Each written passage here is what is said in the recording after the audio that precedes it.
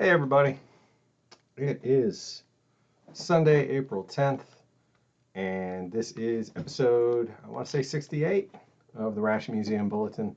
It's good to have everybody here. Looks like we already have Yossi and Jeremiah and Amelie. Welcome.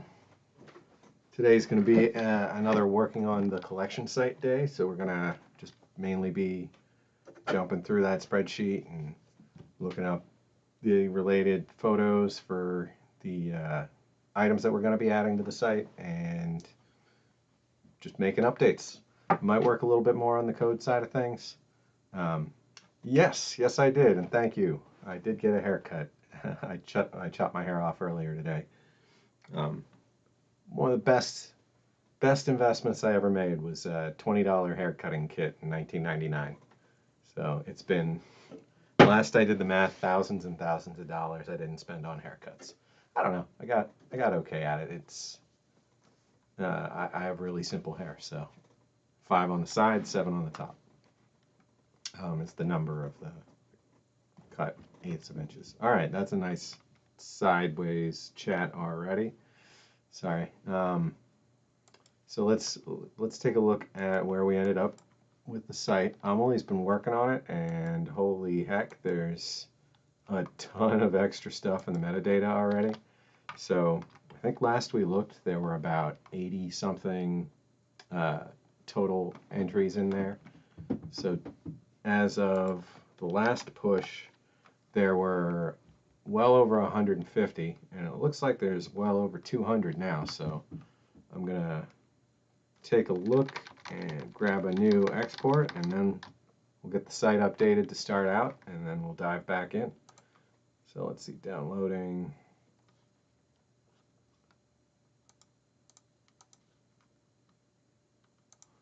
Jump in there. I will increase the size on this.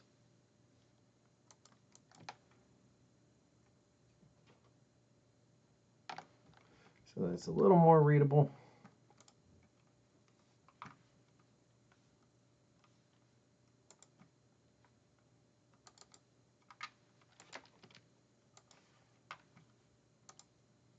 All right, download CSV. I don't know if you guys saw, but a cat just jumped through.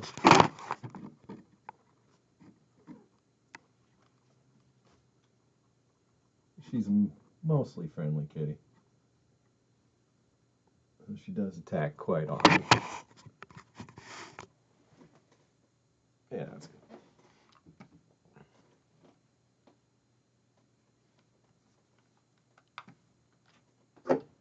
Rosie, good to have you.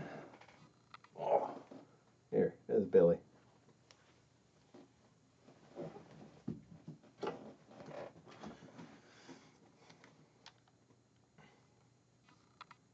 All right, grab that file.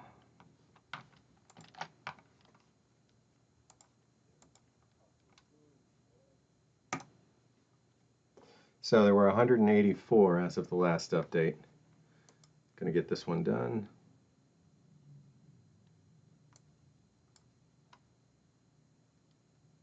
Oh.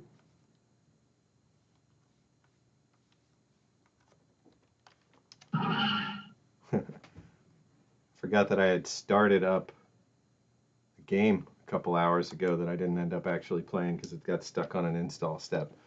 So sorry about that little tire squeal. That is closed.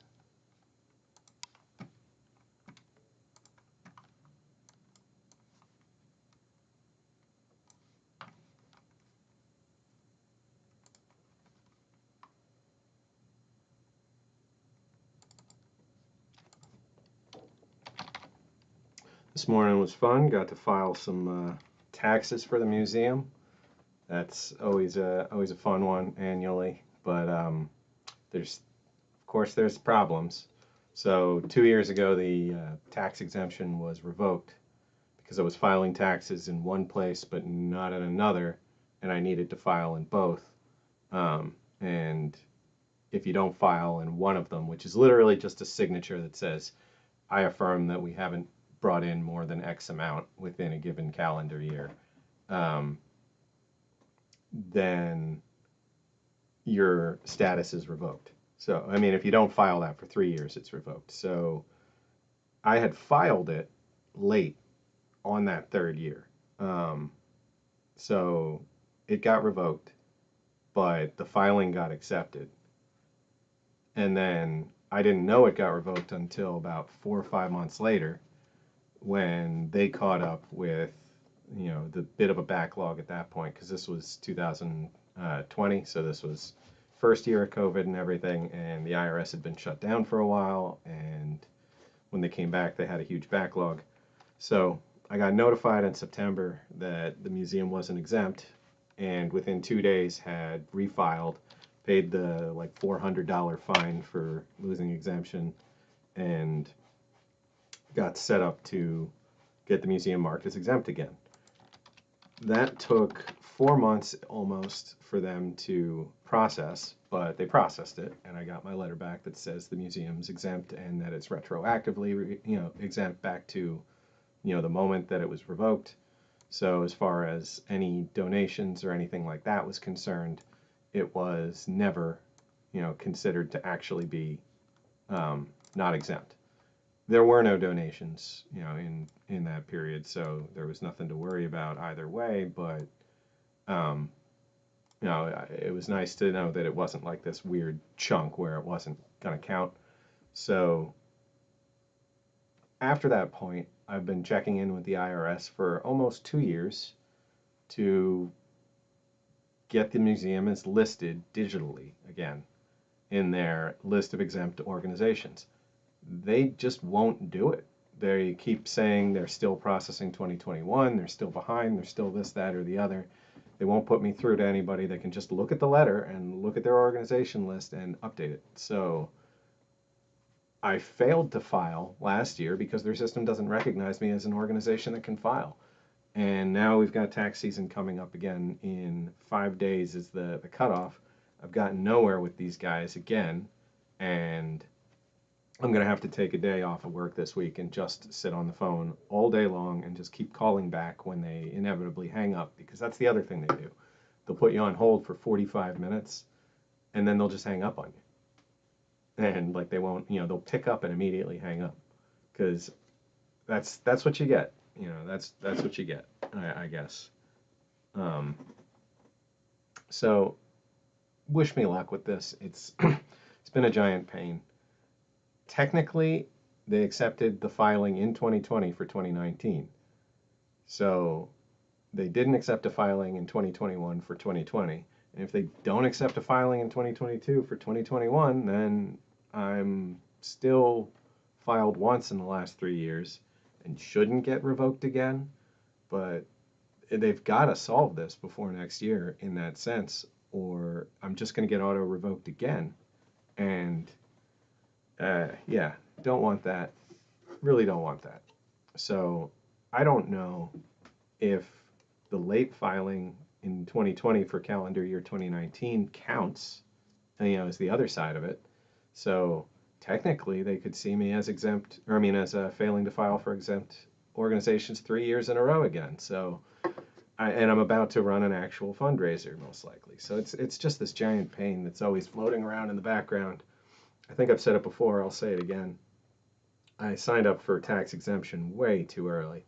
There's been no benefit at all. It's cost me over $1,000 to be exempt so far. There's no anything to worry about in terms of, enough donations that would have ever counted as income. So big, big, big hassle. So this year I definitely want to fundraise and grant write. And try and actually get some funding for the museum so I can hire a proper accountant for just a couple hours a year to do this kind of stuff. Yeah, and a million other things. So that's coming up. That's coming up soon, because the 22nd of this month is my last day full time at my job of the last 16 years. I resigned after all that time because I need more time to pursue things like this. I should be good for a while. I'm gonna find another job, I'm sure, but trying not to find one that's anywhere near as taxing, or if it is, find one that I don't necessarily have to work for years and years before I can retire from it. Either way, it's a whole nother adventure. Just jumping into that, and in the meantime, I'll be working 1 day a week for 3 months, and I may just stick to that and not try and get another full-time job in that period because that'll give me a lot of time to work on the museum and do the background stuff that I really need to do. I'm going to move out of Philly, hopefully this year, and so will the museum because the museum's never been open in Philly. It's just a room in a shared office building. Um, so over the next couple months, I need to find where that's going to be if I can. Um, Granted, this could go into next year as well. Who knows? But um, I don't know. I want to find a place where I can live and where the museum can exist. If it's one building, awesome. It doesn't have to be. It just has to be somewhere where I think there's going to be actual foot traffic and there's going to be people that are interested. Um, I like the idea of going out closer to Gettysburg. I know there's a lot of military history related, tourism there, which would make a lot of sense. Philly does make sense. Like Philly would, especially where I'm at, like that neighborhood, just not that building, but that neighborhood would be a good fit. It's just even with everything that's happened with COVID and with people moving out and companies kind of abandoning their properties, nobody's come down in prices, so it's still really not affordable to get uh, like a storefront property in Old City. And the foot traffic for historic stuff is down a ton, so I don't know. There's a lot going on there. It's gonna be an interesting summer trying to get my head wrapped around some of this stuff. Um, I'm hoping to reach out to organizations like Walmart and Cabela's and um, things like that that have community, uh, community grants for like 1,000 here, 1,000 there, which could really make a difference. If I get a couple of those, we could cover the rent for the museum for the year, or could even potentially expand the space and be able to set up, equipment for 3D scanning and for photography that doesn't have to be taken down in between each session. And with the 3D scanning, that could mean building an actual scanning rig that runs a lot better than the kind of makeshift one that I was using. Which that software was great at the time, but it's just not been working on anything recently, so I haven't done any more scanning. I really want to, but I also want to use better equipment. So, you know, that one's a fun one to juggle. I think for fundraising and for getting some serious attention to the museum over the next couple months, this collection site that Amelie and I have been building out is going to be one of the most important pieces because it'll really show, digitally, like at least at a high level, like this is what we have, that we're trying to preserve already. So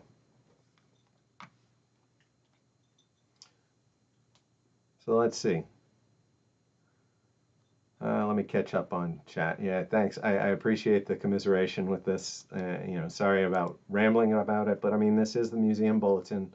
I do want to keep everybody in the loop on what's going on behind the scenes in terms of, the legal standing of the museum. Even if it's just a little blurb like that once in a while. Thanks for bearing with me on it. I'm an amateur at this whole process, and like I said, I went too big too soon. Though it has been nice to be able to separate everything. I don't know. Anyway, rambling. Um, so the collection site's still not using the reduced size watermarked images. So right now, this browse page is almost a gigabyte. Can you imagine? Just going from top to bottom on this page is going to download somewhere in the realm of 800 megabytes worth of images. Let alone going deeper into it. So I do still have to put some time on getting that working before this site gets linked up to the main site. I'm not 100% sure what happened to the header. Oh, I think the header's just on the home page. No, there was supposed to be a image behind this. It seems like it's missing at the moment. I'll have to figure that out. I think I've probably tried to move it locally. I don't know. I'll figure that one out. So 184. Let's go ahead and get that updated metadata in there. I'm going to jump over to this screen.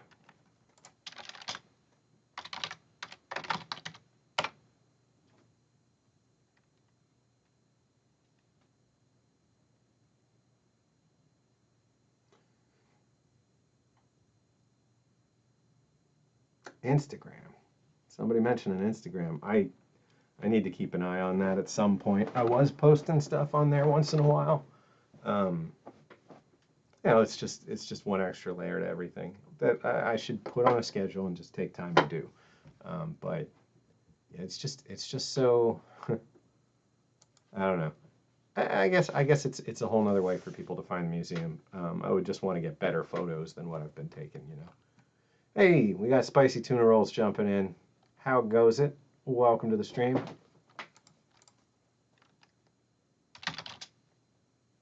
Right now we're just working on the collection site.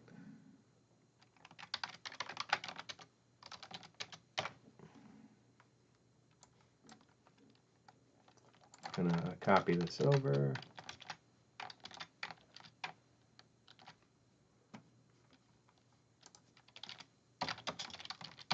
Push the new collection. Ooh.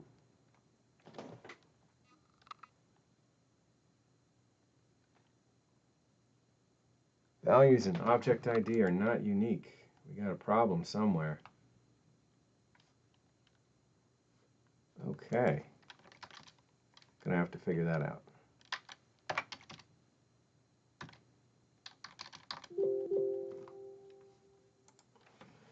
So somewhere in this column we got one that doesn't match. Let's take a look on this output spreadsheet. Or we got one that matches twice, I guess, is what I should have said. Huh, why did this jump to the top? Oh, this says Collecaton. That's why that happened. Okay. So we can fix that.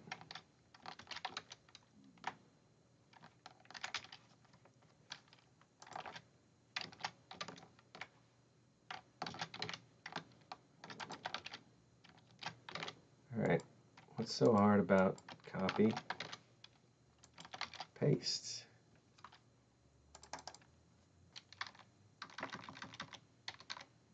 Collection. Okay. That's that one. Now we're just looking real quick for a repeat number. Probably going to be after 186, since I didn't get that error before. Oh, here we go. 190 is in there twice. So I will shift everything from 190 back a layer. Wait, now it's not in there twice. Oh, it is right here. Okay. So I'll shift everything from 200 back a layer. There we go.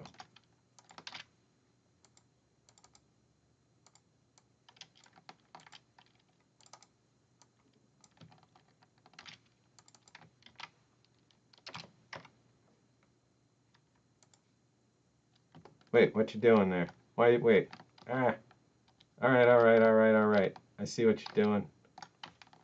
Sorry. All right. Jeez. All right. You caught it. We're good.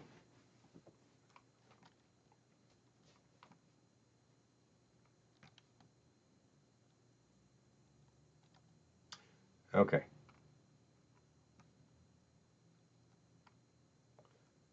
I'm going to do an extract on this.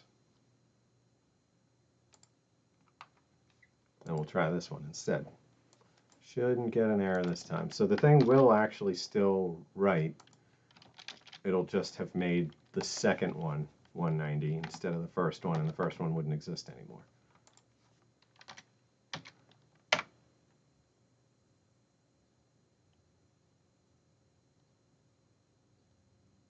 Okay, no errors. Should have 212 items on here. 211.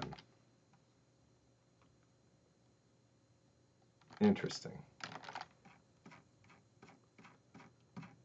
So we go from 2 to 212. Yeah, there's a skipped number in here somewhere too.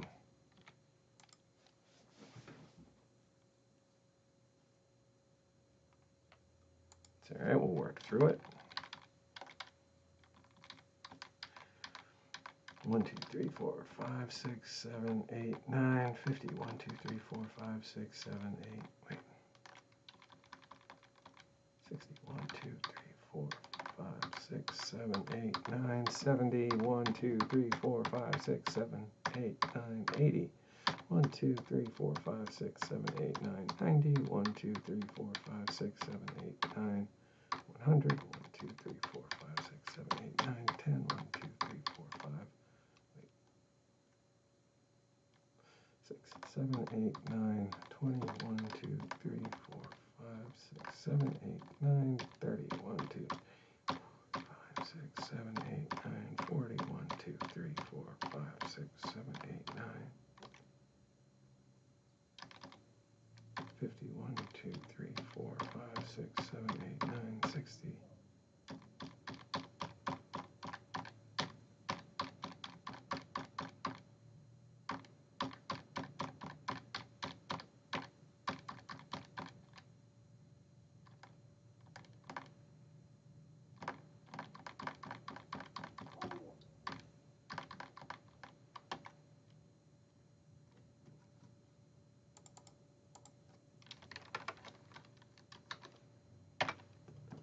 I am very confused now. Yeah, we can't be on item 212 on line 212. So where does this break? This has to break somewhere. Somewhere early. I must have skipped it. Oh, 4. Item 4 is not there. I must have just blasted by that. Okay. So, I am going to shift everything here. Don't yell at me. Well, I'll do it right this time. You had every right to say something last time. All right, so item 4 was not there. So now, everything should be one line behind where it says it is.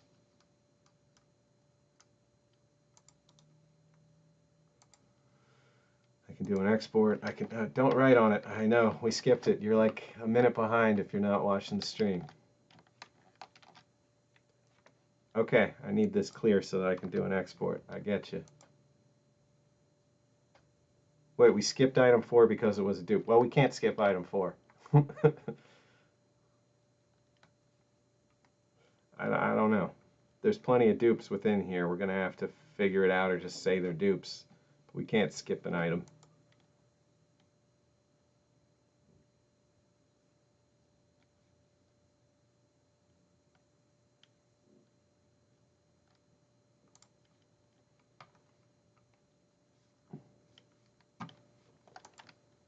All right, updating the metadata again.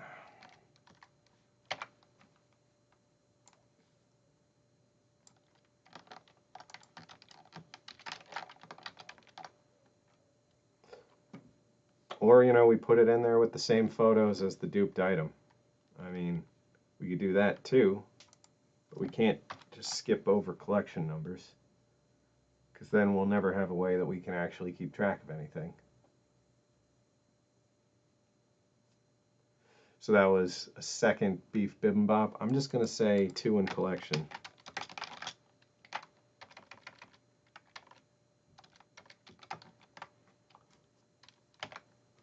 For now, I'm just going to say 2x on there. We can figure that out later. I think you were saying the same thing was happening in a recent box anyway.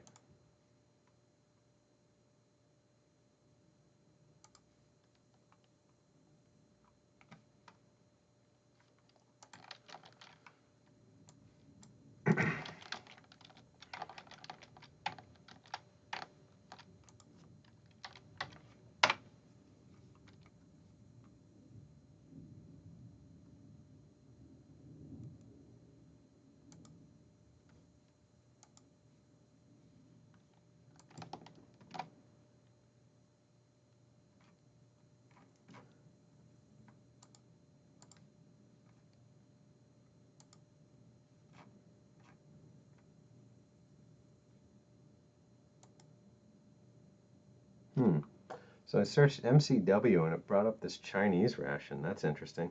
Wonder why.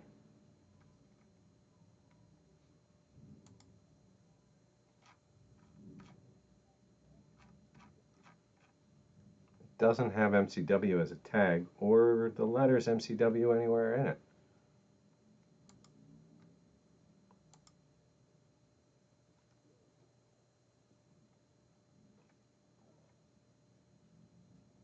That's confusing.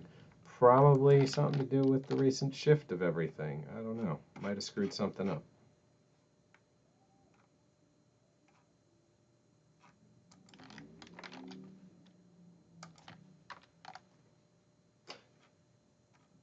Yeah, okay.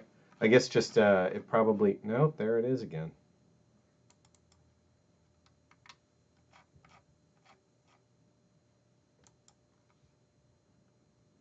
Why would you show up with MCWs?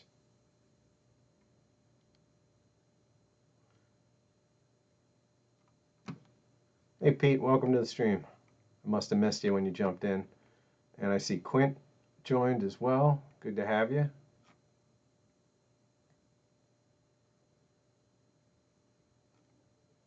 And Rachel, good to have you guys. Welcome. Hope you're having a good Sunday. Oh, I'll figure out this mystery later on. For the most part, everything's looking exactly like it should.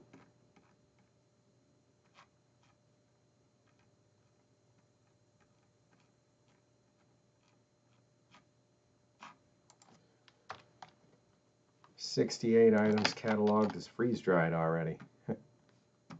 Oh, sorry. I've been keeping you guys on the boring page. This is what I've been looking at. I was looking at MCW, which was returning all MCWs except this one Type 13 Chinese PLA ration, which, like I said, doesn't have a combination of the letters MC and W. Like, in all the words on here, there's no W at all. So, I don't know, that's a weird one. But we'll figure it out. Alright, so Amelie's on box 28. I'm going to open up the drive.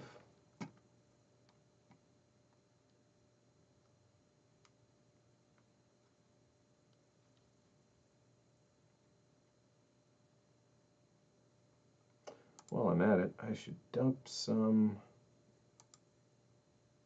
record stuff.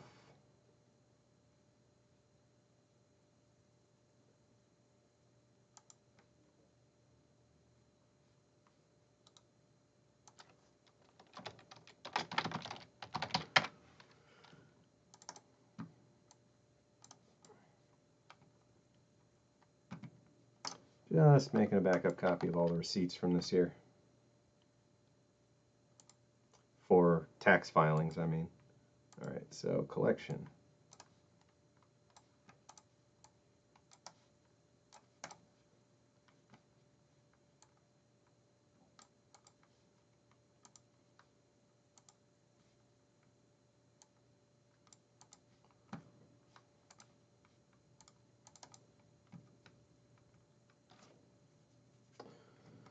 Alright, so she's on box 28. I'm going to jump ahead to box 30.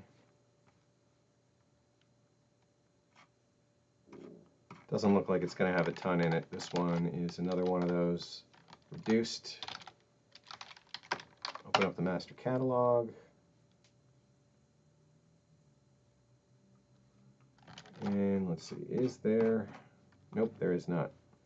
So, a couple things that we got to do for each new box. One, got to make sure the pictures are aligned right. Two, got to generate the list of URLs for using on the website. Three, bring them over to the metadata spreadsheet. That's it. So I'm a little zony today. I had an early lunch and haven't eaten again since, so looking forward to this totem that JW Speaker MRE info or MRE JW Speaker MRE sent in. Tim, thank you very much for this. This is going to be later in the episode. I think probably around 6 o'clock Eastern time. So this one is a penne with vegetable sausage crumbles in spicy tomato sauce. So that's a vegetarian option. See, the side dish is going to be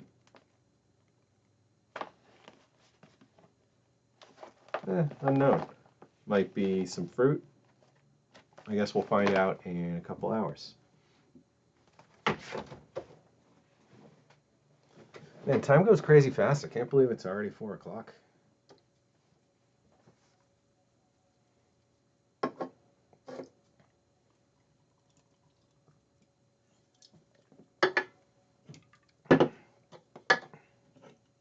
Brings up HDR for MCW as well. I wonder what's going on there.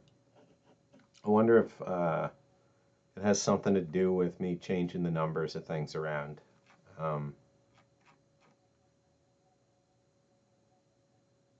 Or if it's just that it's too short of a tag or something. It doesn't make much sense.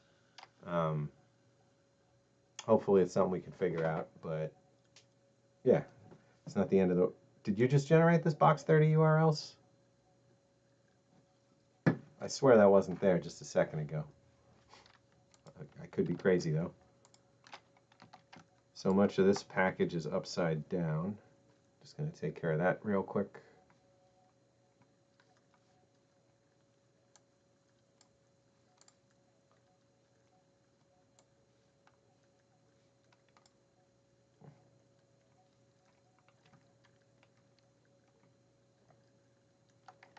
Actually, this needs to be rotated. These need to be rotated.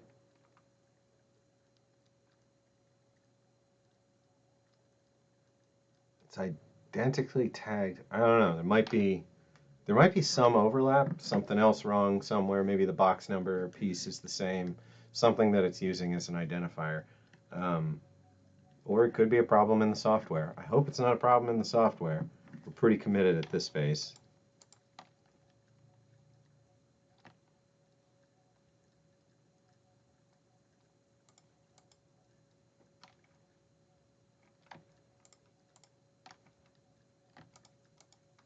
All right, I'm going to rotate all of these.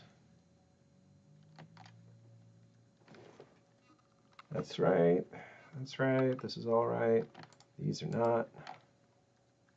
All right, so we'll do a download.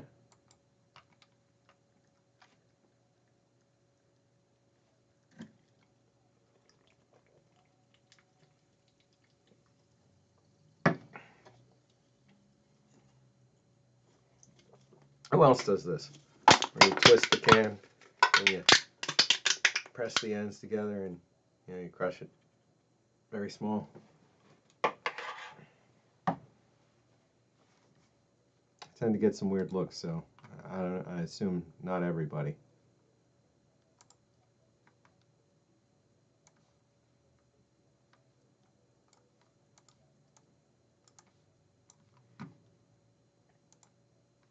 All right, we're gonna take a look at all these.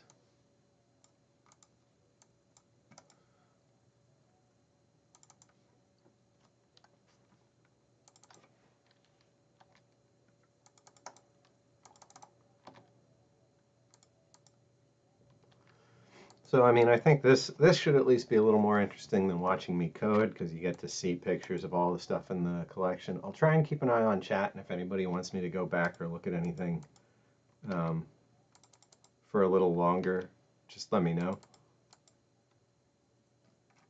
This is, there's a guy who's been selling these for years and years.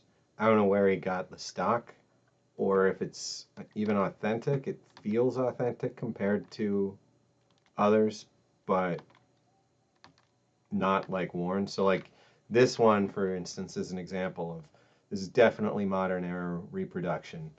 They wouldn't possibly look like this. It's somebody who's using these exact bags from this guy, was repacking. At least I think that's the example of that. See, oh, I guess that's the end in this direction.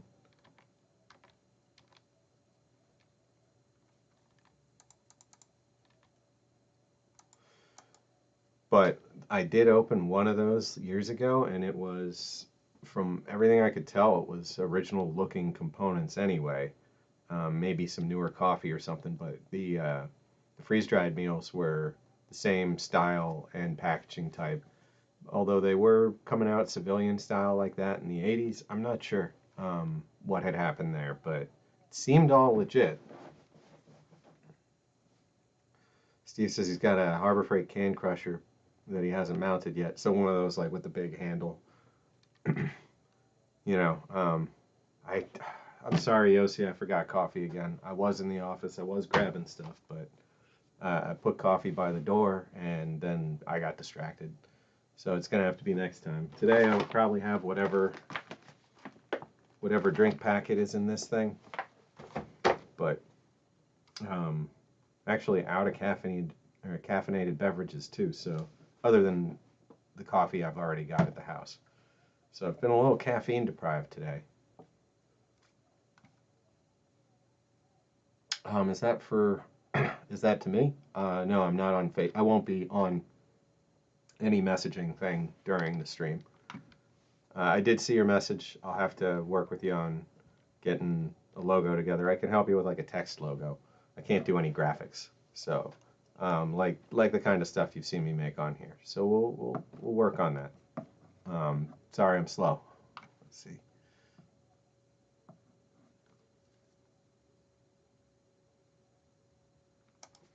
All right, so continuing along.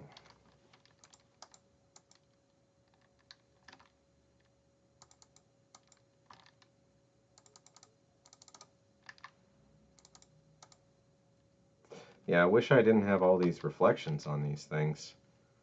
I just couldn't get the lighting to work the way I wanted it to.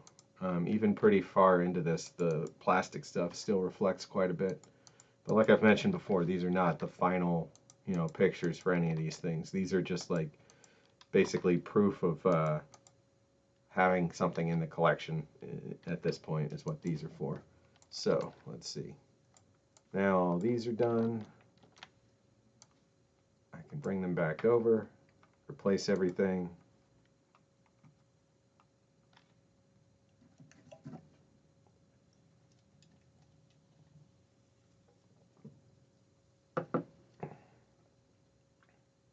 Oh, you weren't asking me.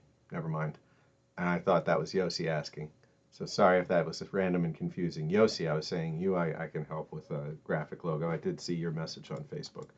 I mean, sorry, a text logo. We'll figure something out. I'll do my best to be useful there.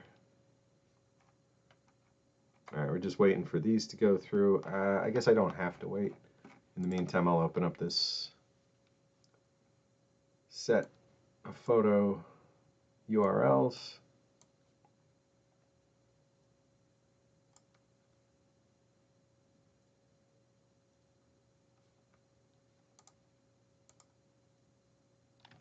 See, now why are these showing us? Oh, okay, these are the very end.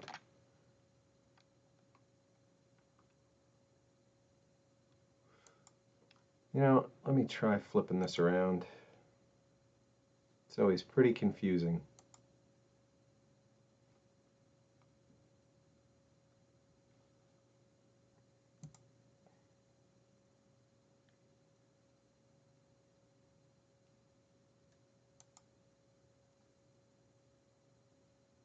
Okay.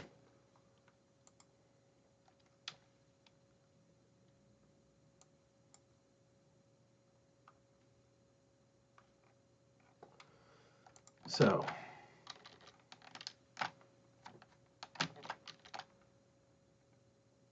going down to box 30.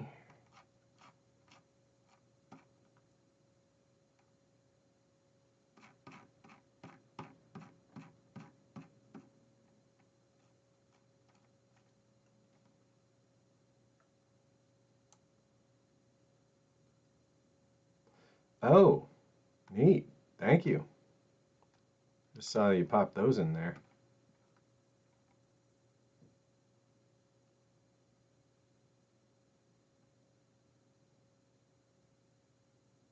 What's the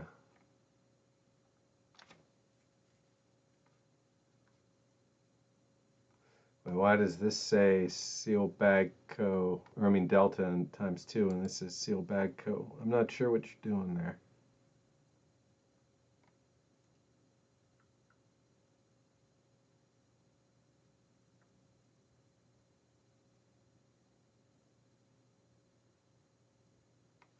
Oh, gotcha. Right, well, I need this chunk with that.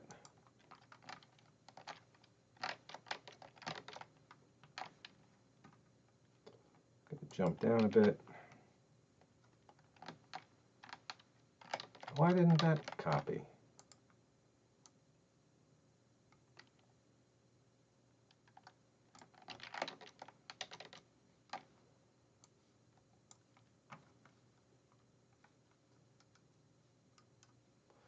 Or is there a hidden, oh, there's a hidden column. Got it.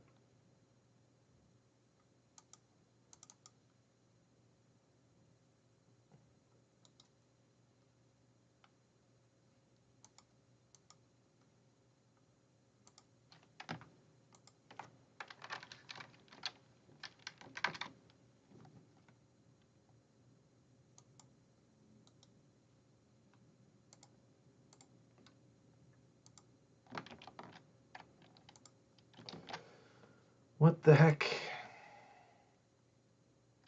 Oh, okay, so that's that's coming up with them by combining other values. So I can still do that with Control-Shift-V. Yep, okay.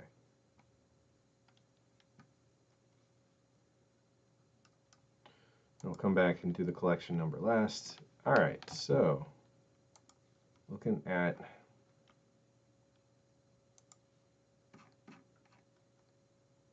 this LRP canvas stuff.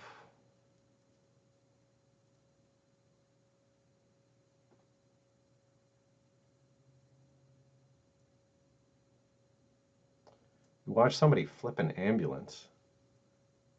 Why would they use an ambulance as an example vehicle to flip?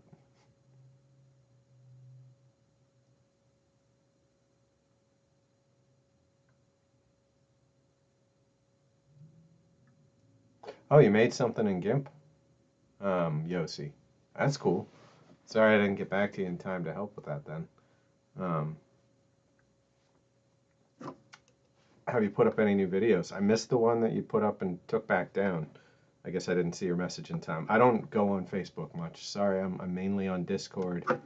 I don't get to check email here all the time. Granted, once I'm not working full time, I'll be checking this stuff more often. But for the most part, I check on Sundays. I try and fit as much as I can into Sunday as the main museum day.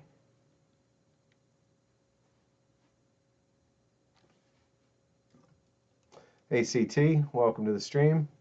Good to have you. Well, I hope you're staying safe out there wherever you're at in the journey, or if you're back at home.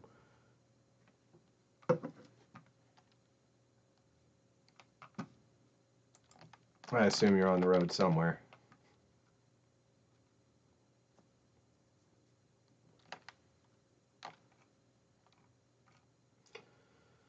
So let's see, we've got all these LRPs.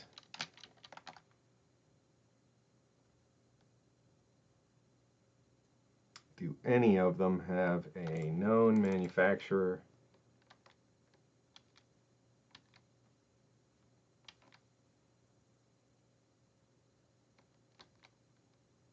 I don't think any of these have a packing company name on them. So this is going to be all unknown. Actually, maybe not any. Let's see. Yeah, this one has something.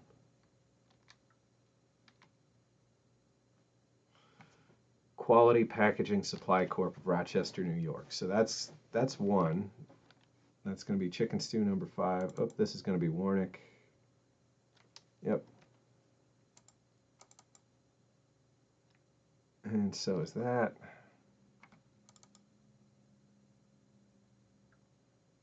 Seal Bag Co. of Rochester. I wonder if the Quality Packing Supply and Seal Bag Company are the same company.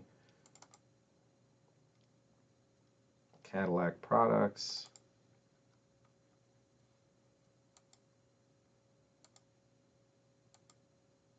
You can see kind of the pattern of the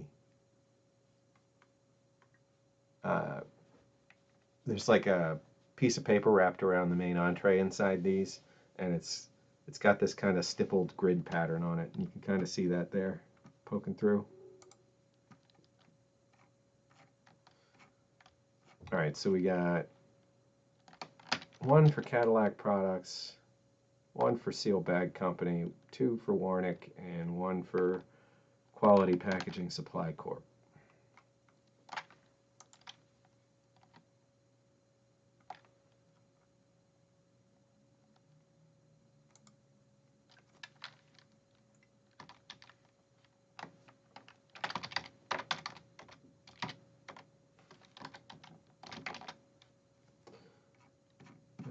Okay, yeah, just been calling it Warnick. At home for a couple days. Hey, I guessed. Sort of, kind of.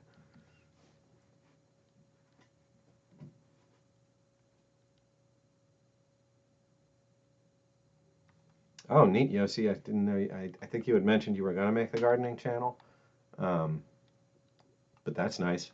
Are you doing most of the growing indoors, or do you have like a patio or balcony or something that you're able to grow on? Is it mostly like above ground vegetables, or are you doing anything that needs to root down into the pot? Or do you have like an actual yard? That'd be fancy. I haven't gotten to grow vegetables in a yard in a very long time.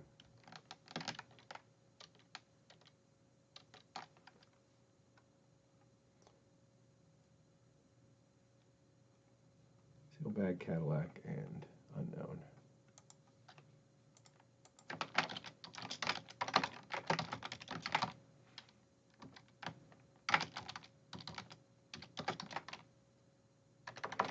Cadillac Packaging, or just says Cadillac? Cadillac Products, Inc. Oh.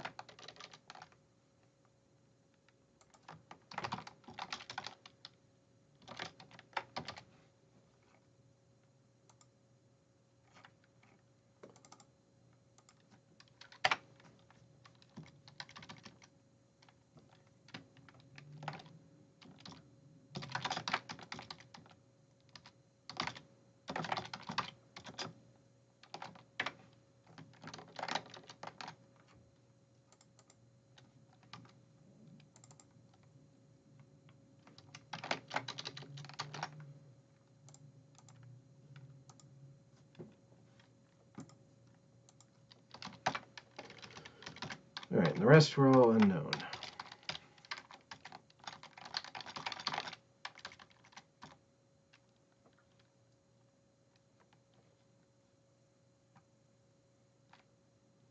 Canvas fake. So this might not match the order. Let's see, we got canvas, we got canvas, canvas. This is more paper than canvas, though. Let's see.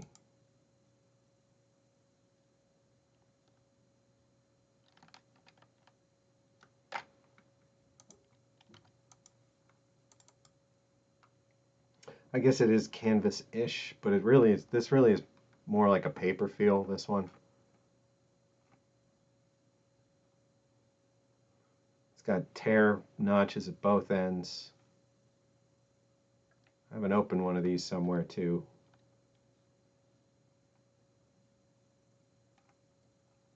But yeah, then we've got the fake meal and the empty package.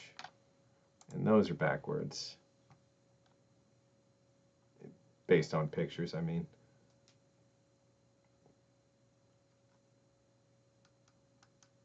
None of these are specific, so I'm going to put unknown. well, are we doing decades in any part of this?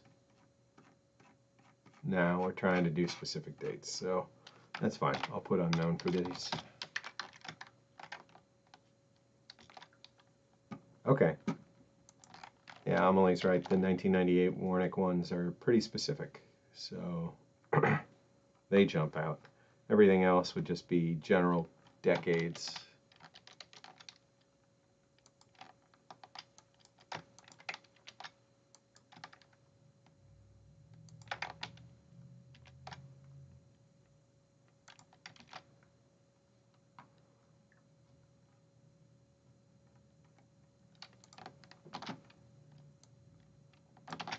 So all USA.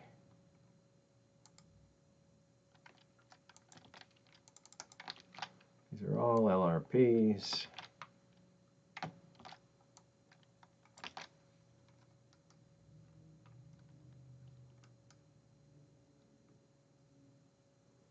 Oh, I see what you're doing.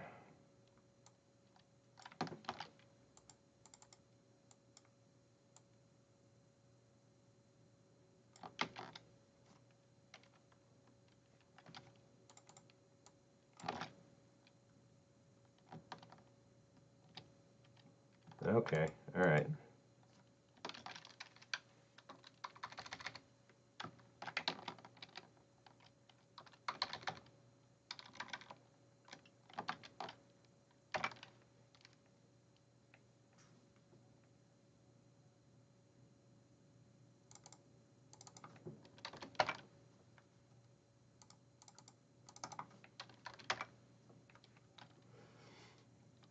All right, so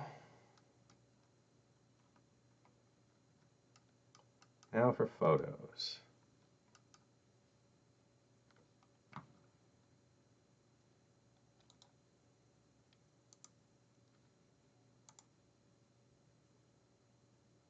See, if I can, I want to freeze this to the right.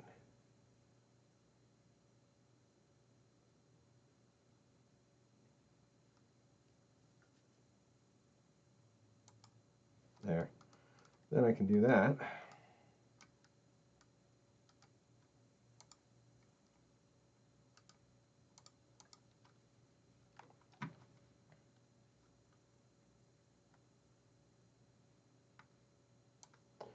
All right, changing the order of this. Okay, so green packet number 7.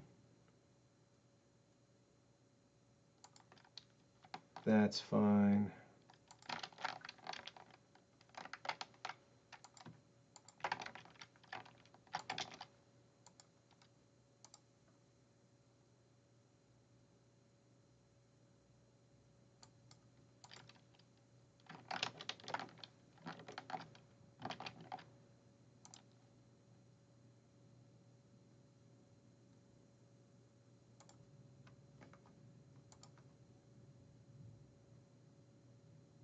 That's fine. Hey, welcome to the stream, Smokey, and thanks for posting about it. No worries either way. Oh, and Pete, thank you for sharing as well. I appreciate that, guys.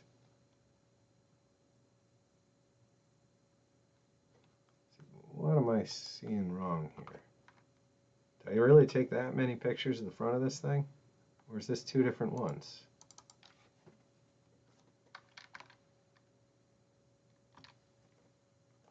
It's 97.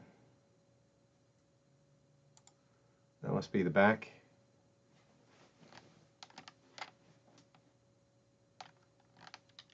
Yeah, it must be the back.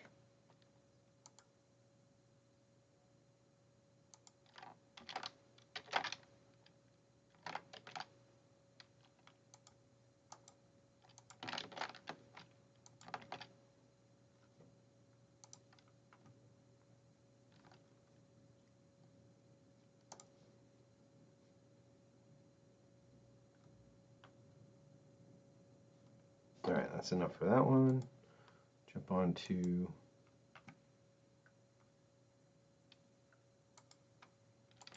this one.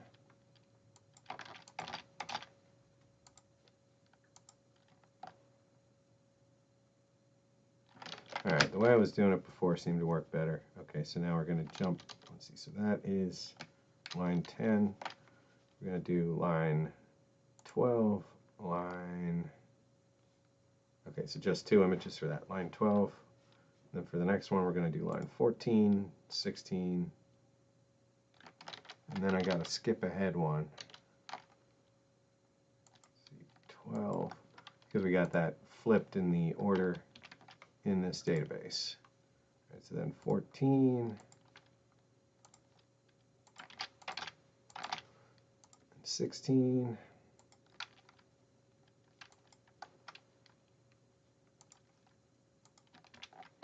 okay, so this has empty, so that, yeah, the next item is actually this. We're going to go, that's 14, that's 16. Oh, I guess we got a third image for that. We got 18. We'll copy that over. No, I'm doing this wrong. That's 14. That's 16. So that's 18. That's 20. Just want to make sure I don't get things in the wrong spot. Yep, so that's 18. That will skip down 2 items. And that's 20. Hey Fordman, welcome to the stream.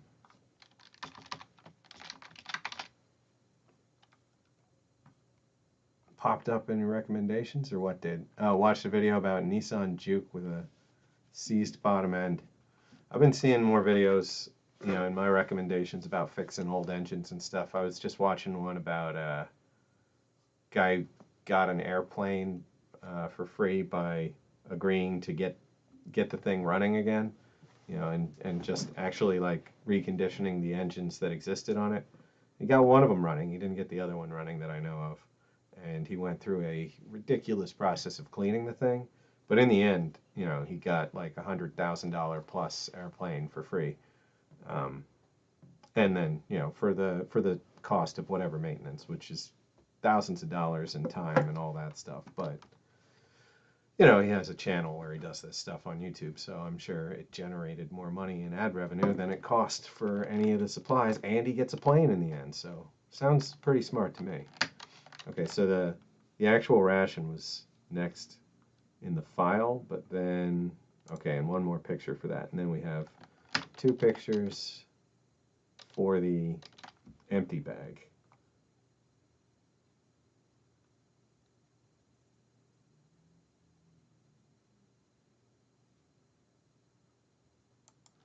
Yeah, okay, so I need this one for the full bag still.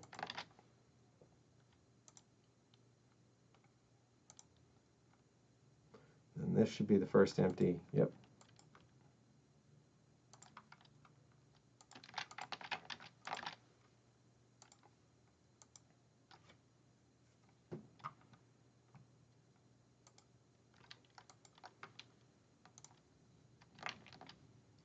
All right, so now we're looking at the brown bag, long range patrol. It's this quality packaging supply corp. Hey Aletha, welcome. You're driving at the moment, you know, keep your eyes on the road. there are some okay pictures up right now. Or is Jay driving and you're watching the stream? Let me see if I missed anything else going on. Looks like I'm pretty caught up.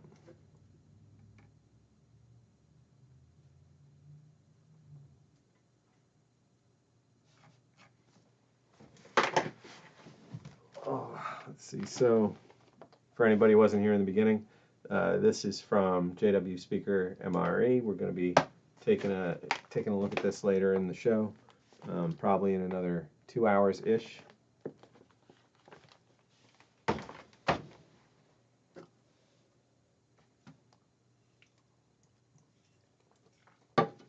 I should have brought more to drink up here. Definitely feeling parched today. Might actually bust into this earlier than 6 o'clock and maybe mix up one of the drinks, eat one of the snacks, All right, so we want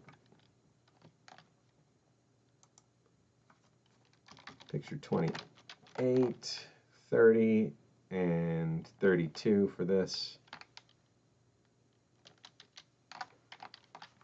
I wish I could just copy. Well, I can, right? Can I? I just have to. Yeah, okay. 28, 30. Sorry. Messing up all over the place here. 30.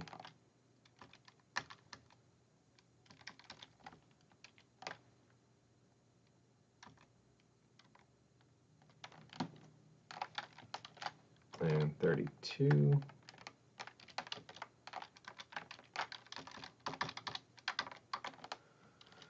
And we got 34 and 36 for the next one. Just making sure, yeah, that's a Warnick.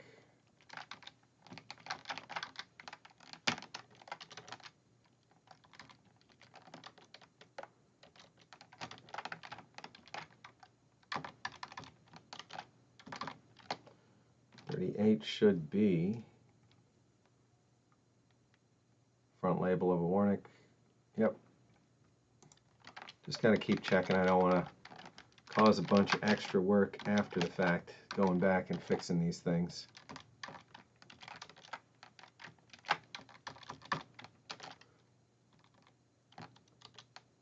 All right, so that leaves 42, 45.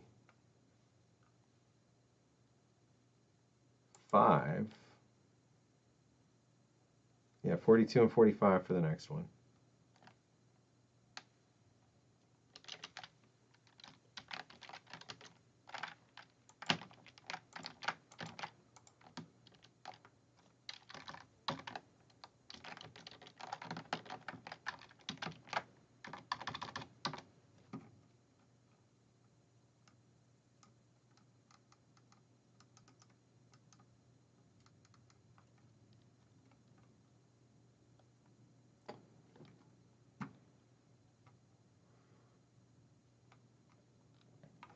Yeah, Smokey's saying he thinks he might have all of them. Well, I mean, I assume you're saying that a good chunk of them are probably up there, and the pile of History Channel still won't let go of or acknowledge. I think, oh, the first generation had like the taped over corners and everything. I've never had one of those. This is probably the earliest kind I have. I really like the feel of the canvas on these. You know, and they're like vacuum formed around the contents. Oh, you're saying you gave it to Steve, the first generation one. Gotcha.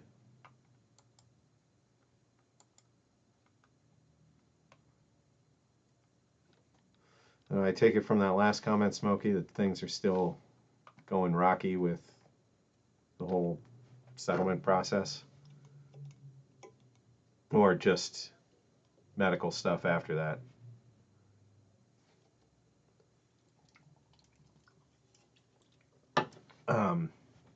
In the beginning of the episode, I was saying the 22nd is my last day of full time.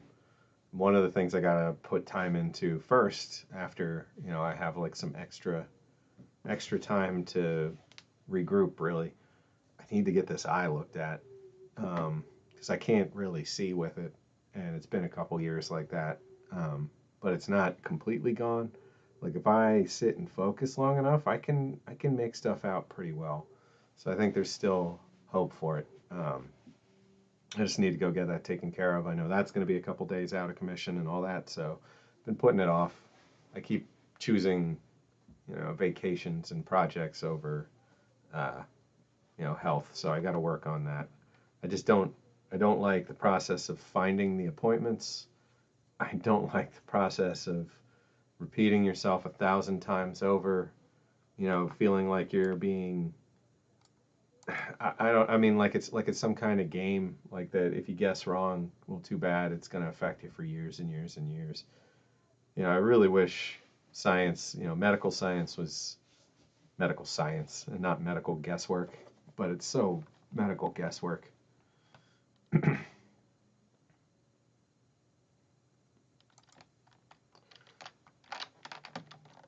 let's see, so we got 42 and 45 for that. For this one. So now we're looking at 47, 49, and 50 for the next one.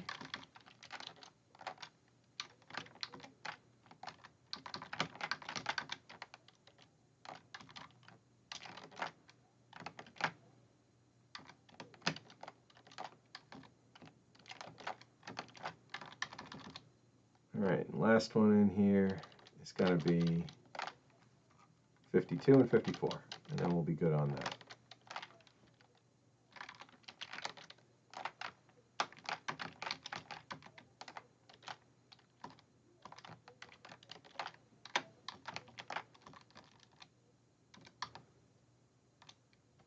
And I guess I can go back and do box 29. I just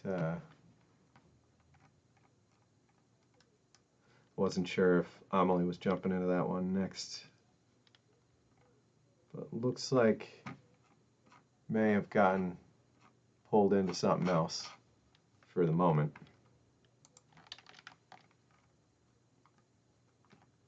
Alright, so 29.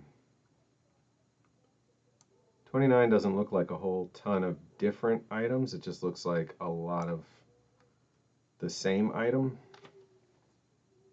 multiple times. I'm not sure if I took pictures of all of them. Let's see, we'll find out. So box 29. And I can close this box 30 URL sheet.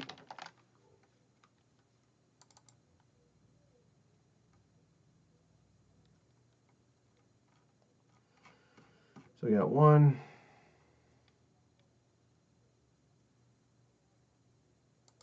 2, 3, 4, 5, 6, 7, 8, 9. Some of them I can't tell if I just changed their angle or if they're different. 10, 11. I think there's 12 things in here, so let's see what this box would be. 3, 8, 10, 12. Okay, so I'm going to say I have pictures of all of them, so this whole list we're going to expand and just cover all of them. Might as well.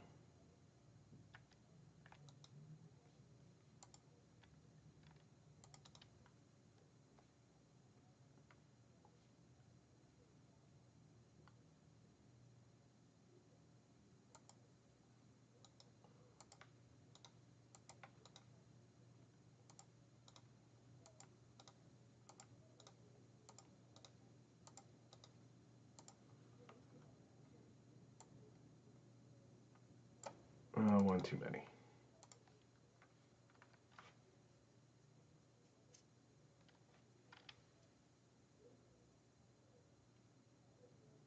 Oh God, that's terrible, Aletha. They just shut it off. You know, that's awful. I'm on a med that, you know, if it just stopped one day, yeah, it wouldn't be at all pleasant for quite a while. 100 milligrams or 120 milligrams of Ritalin a day and then nothing. That's a very steep cutoff. Yeah, that's a very big difference. I mean, like, it's all such a mess the way the medical system works. The idea that there's any care involved there is just ridiculous. Like, you know, there's danger involved there.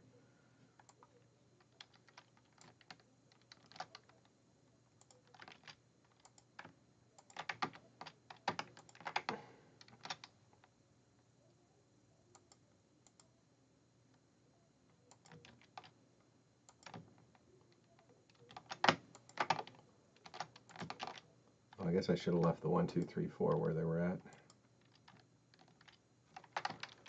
That's all right.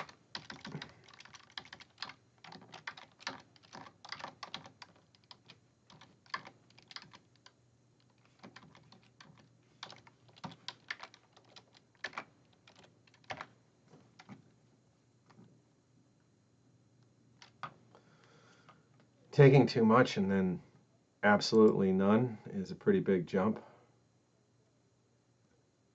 Oh, I was gonna shift those, don't worry about it. But I guess I can still shift them.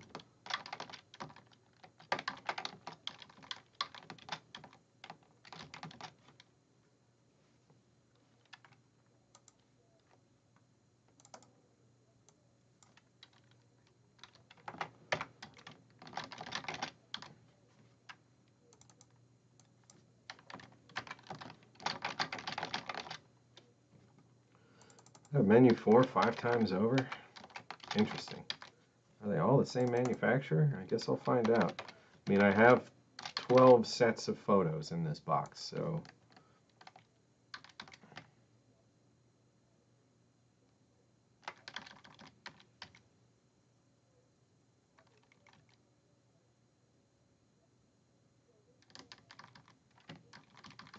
Now that's going to have to go away. What the heck is...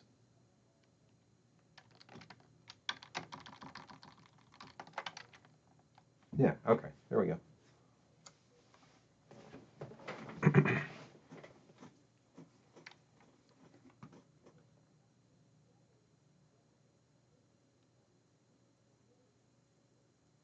Yeah, that's a pretty big swap, Ritalin to Adderall. Very different. Sorry I missed your show, Smokey. I laid down for what was supposed to be just a minute or two around 8 o'clock, and I woke up at 2 a.m. I stayed up for a couple hours, and then I went back to sleep, and I slept another 6. I don't know, I was just needing it. Felt very out of it. All right, I'm going to open this up, and we're going to take a look in, and I'm going to mix up one of the drinks. And probably snag one of the snacks out of here. I'm feeling like I need it.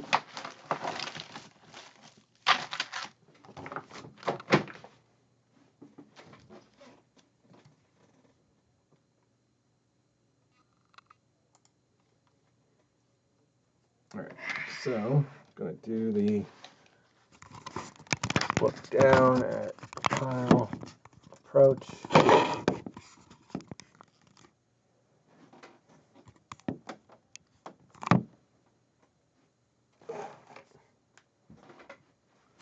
Good enough.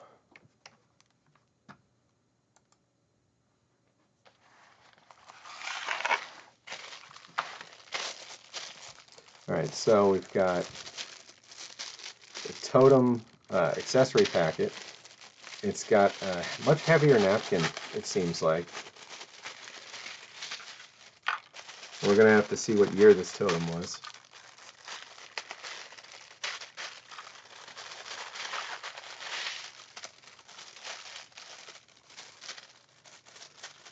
So I can tell you this is definitely a better accessory packet than the disaster meals have. This is closer to a real ration.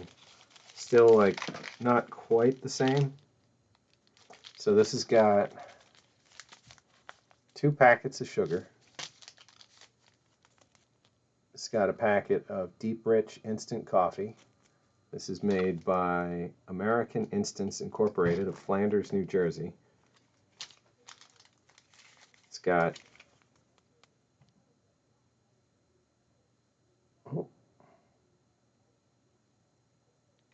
there we go. It's got a non-dairy creamer from S&D Coffee Incorporated in Concord, North Carolina. We've got an American Flag branded moist towelette from Carryout Company.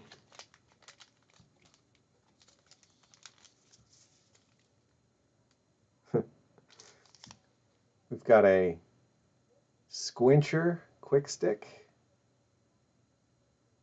Let's see if we can get that focused. Doesn't seem to want to. Maybe if I do that. There we go. Got a Squincher. And it was for a moment.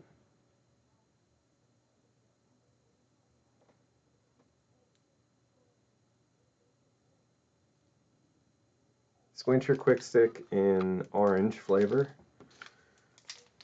Got a little tiny packet of pepper and a little packet of salt.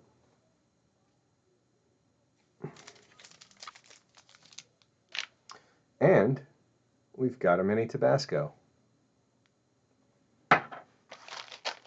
So this is fun. This comes with a great big sack of Red Hots, Cinnamon Imperials.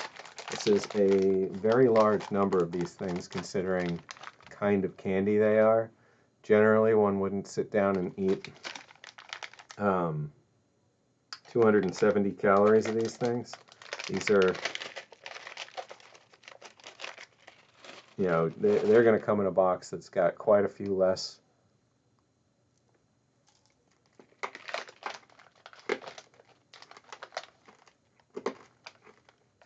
But I'll do my best.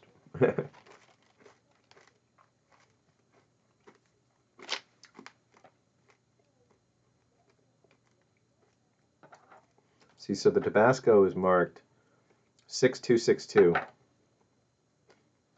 but they're still making the small bottles of Tabasco. I've had them pretty darn recently. I don't know if they were I don't think they were the HDRs. They must have been LRPs, or I mean, sorry, FSRs that I've been having.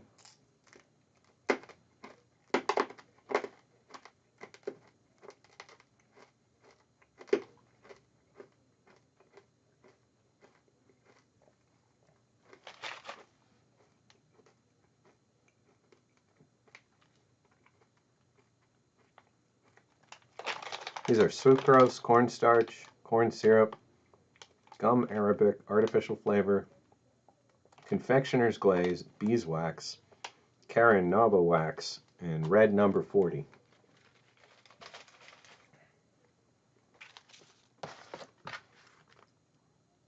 $6,286. And we got 6,279. So we've got penne with vegetable sausage, and we've got mashed potatoes as the main parts of this. We got peanut butter and crackers.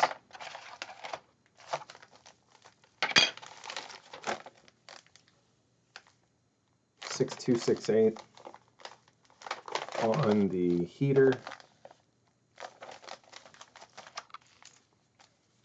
So I wonder if he had mentioned if this was a 2006 or a 2016. It feels like a 2016 to me. Could be crazy. Doesn't seem old to me.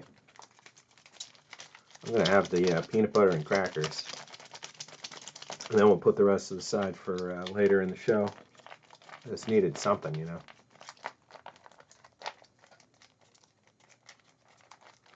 People say your vehicle is a reflection of your personality. Well, I guess I have no personality right now.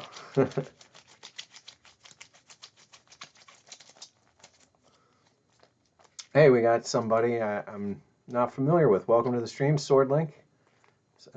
So he's got a question. Ration Museum, do you usually donate the rations to the museum to show the military ate... Wait. Do you usually donate the rations to the museum to show how the military ate food over the years? So the museum is... Right now, the museum's me and a room full of stuff.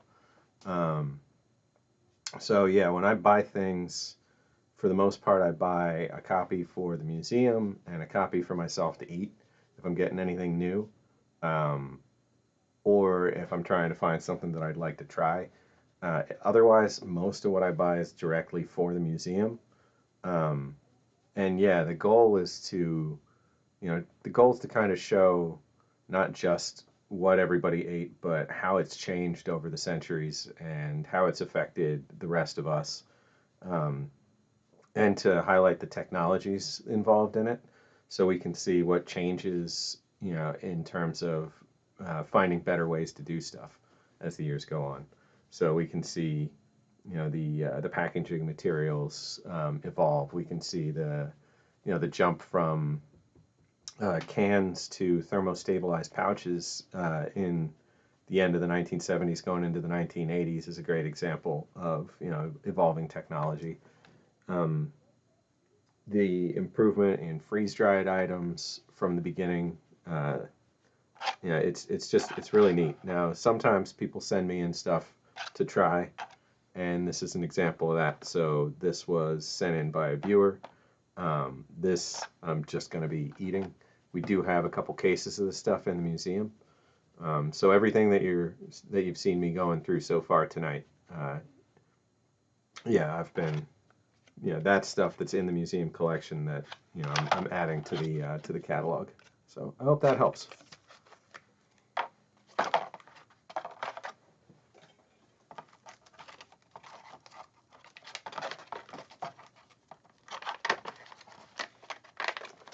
So this will be a decent indicator of whether it's a 2016 or a 2006.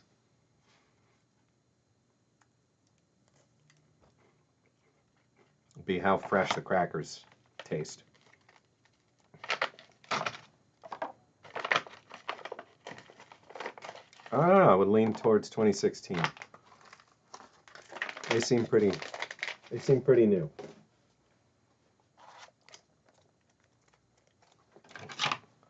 Just gonna clip the corner on that for a nice clean peanut butter delivery system. Crackers are in great shape, versus a lot of them that are crumbled to bits by the time you open them up. These are still very, very together. Only the very edges of a couple of them were crumbly.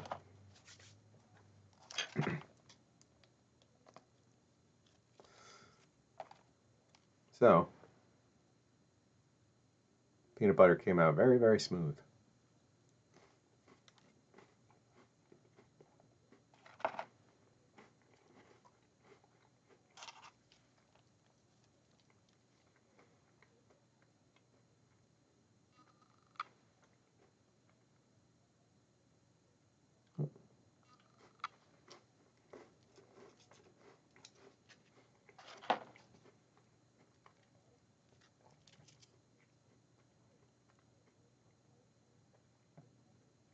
Hmm.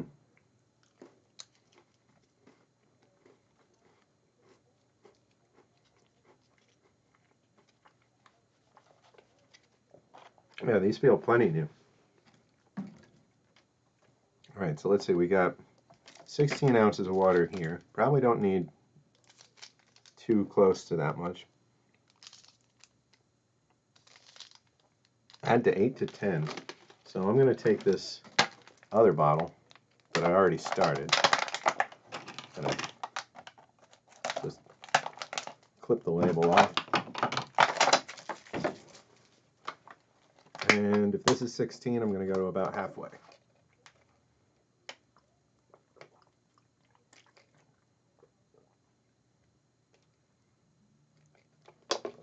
All right, so I'm going to add in the Quick Stick by Squincher.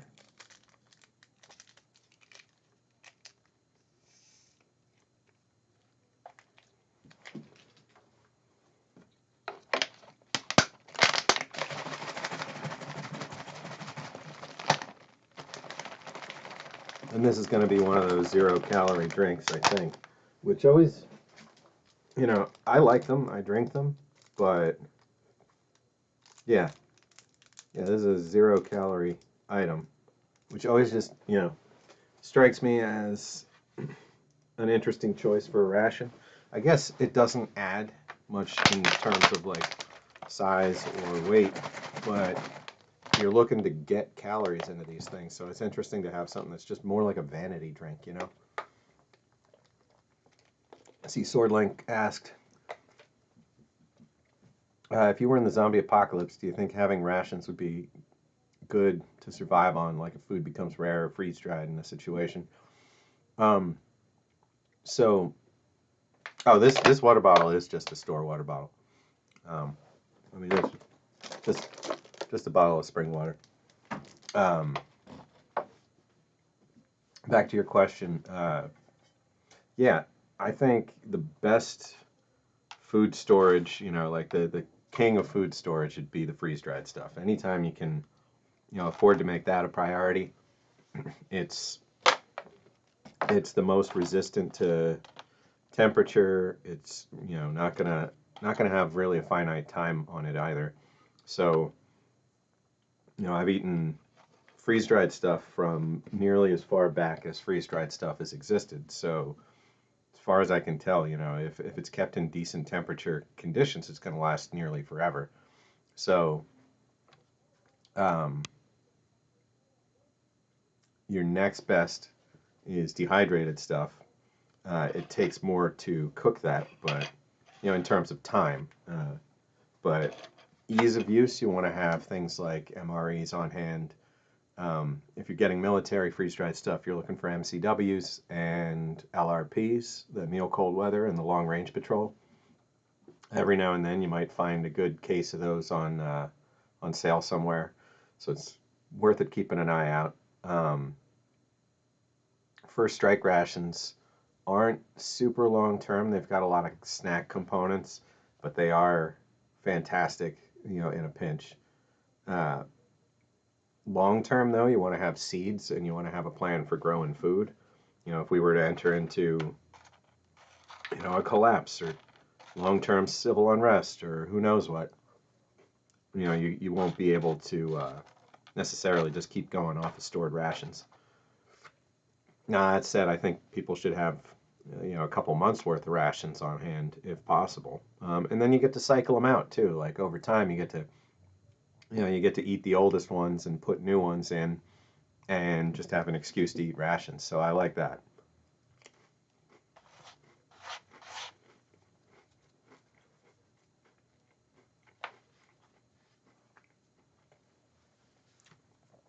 Yeah, Smokey touches on a good point too. Health benefits of eating rations long term. Health detriments, I should say. There are some problems if you eat rations and nothing else for months and months and months. And they're minimized in freeze-dried rations because they don't have to add, as much in terms of like preservatives and stuff. So, and the vegetables taste fresher and crunchier and all that. But in terms of nutrition, I honestly think that's what's in these rations is better than most of what we as Americans eat anymore anyway. So if if you're eating fast food, a switch over to rations 24/7 is better, I would think. Much better. Hey, Delicious, welcome to the stream. And Ben, good to have you. Just doing a quick snack in the middle of some collection work, and then we'll get right back into it.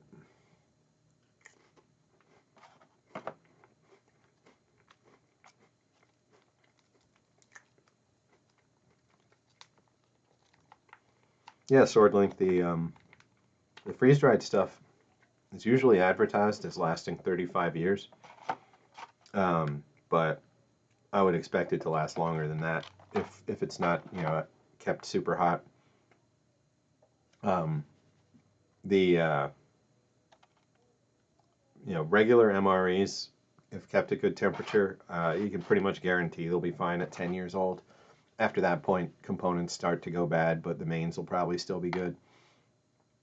The MCWs and FSRs are the freeze-dried ones, but not across every component in them. So you're definitely good at 10 years out with those for everything in them. But once you get beyond that, side items might change a little bit, but for the most part, they're pretty dry. So be sure with any of those, you have lots and lots of water available too.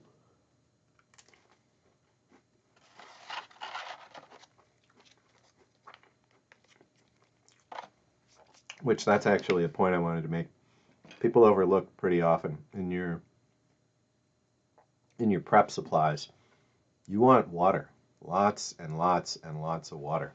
You got to think even in a restricted use situation, for personal hygiene and for consumption, a person needs about 1.5 gallons a day. Just basics. So if you've got, say, 3 people in a shelter for 90 days, you're going to need, over 300 gallons of water, more like over 450 gallons of water. So, um, that's something people tend to overlook, and they put 2 or 3 gallons of water down in their shelter, and then they have years worth of food, and that doesn't really matter when you can't stay hydrated. You're going to need to have solutions for that too. There are items called water bobs that you can stick in a bathtub and then fill with water so that the water's not actually in the bathtub. It's not against the bathtub. Um, it's against a food grade plastic seal. That'll give you like another 100-ish gallons. Um, but other than that, you need to have the ability to store water, and should keep that cycled out and tested annually at least.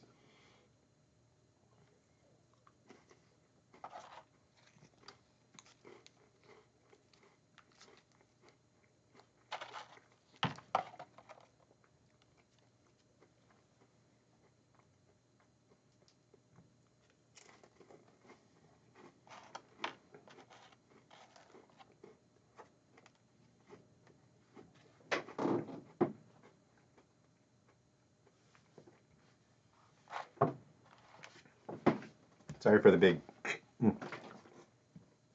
big gaps in time there. Dry crackers with peanut butter is a bad choice for when I'm trying to talk.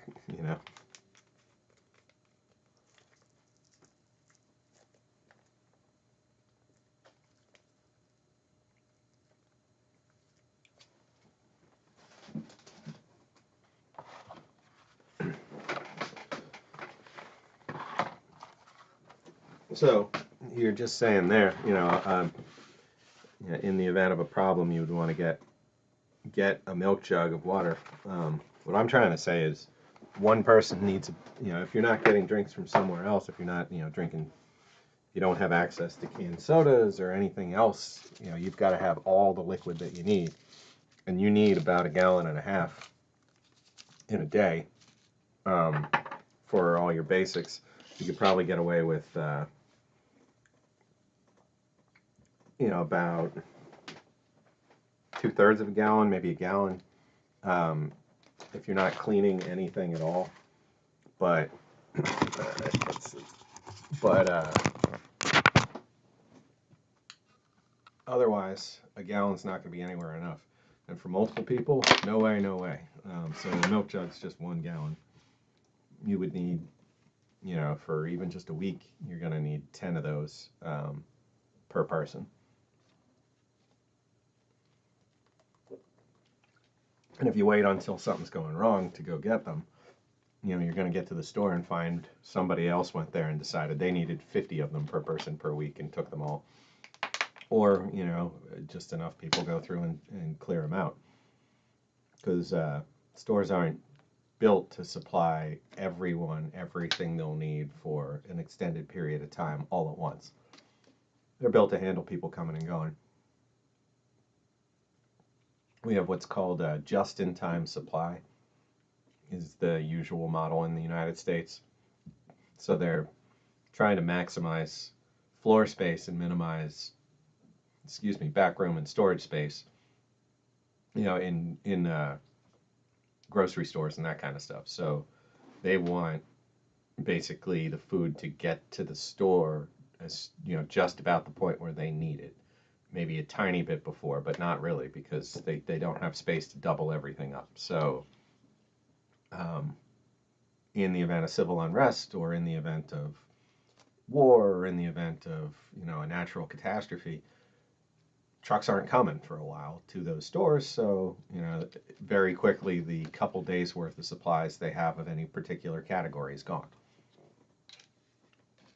So if you've got the space for it, store some water, is all I'm saying. I get those like 6-gallon hard plastic shell jugs and fill a bunch of those up and just keep them in the basement.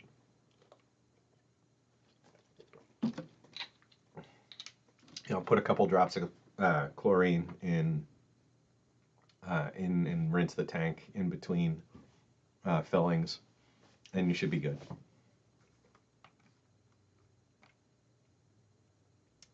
Pete, that's a good hack if you keep them, if you keep them cycled out and you don't have to worry about them drying out. Body wipes will save you from needing to run a shower and that kind of stuff.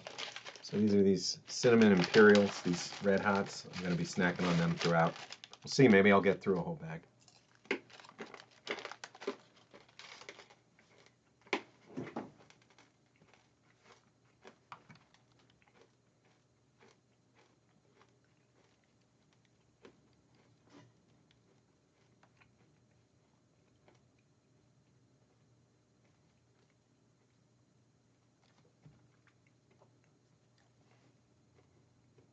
15 liters a day. That seems like a lot.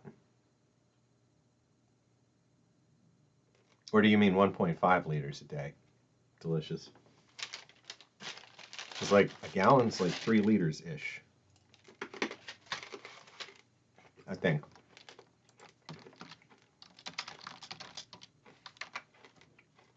Oh, I'm wrong. 4.5.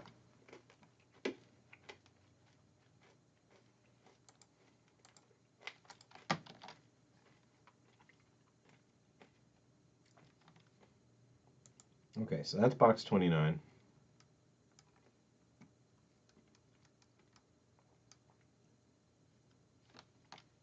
How many things were in box 28? 11? All right.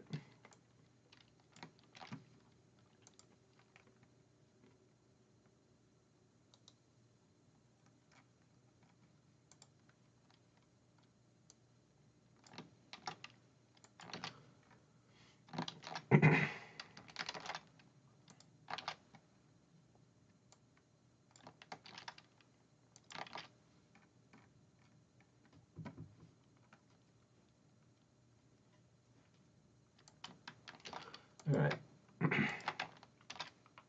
I gotta put like some calm background music on for this stream in the future. Like it's starting to feel a little quiet, you know.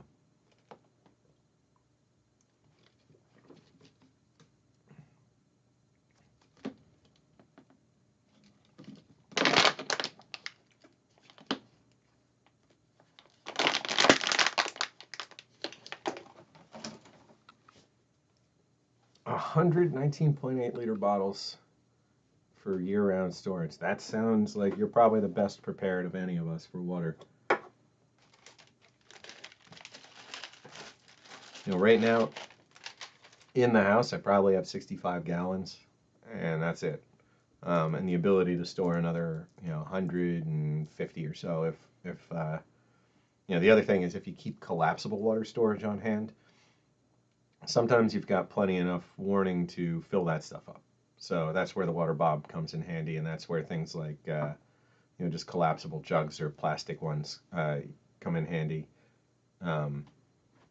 because then you can fill them up and store them in the hallways and wherever else you have space in the short term, while the pumps and everything are still working, because depending on what the disaster is, you could still have functional water facilities in the city for months or the whole time through.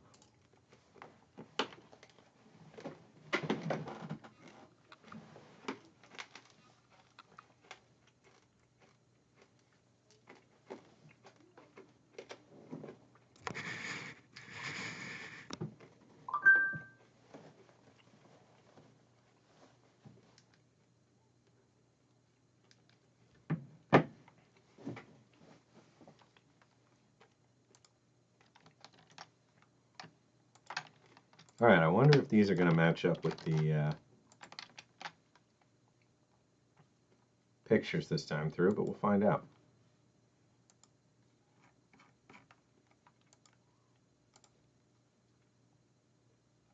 All right. Going to make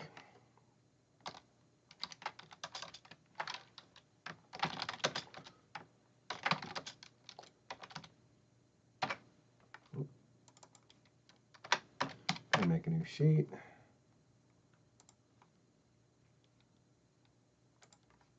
Do photo gallery.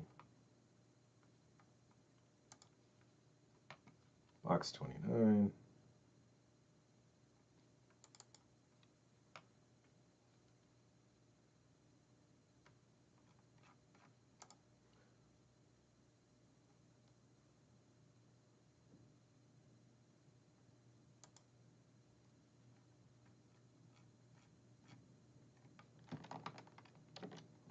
I'm going to try flipping that order this time and see if that helps.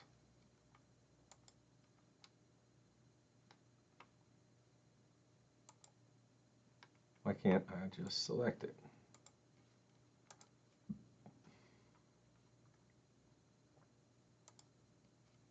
Oh, okay. I don't get to open it. Just got to select it.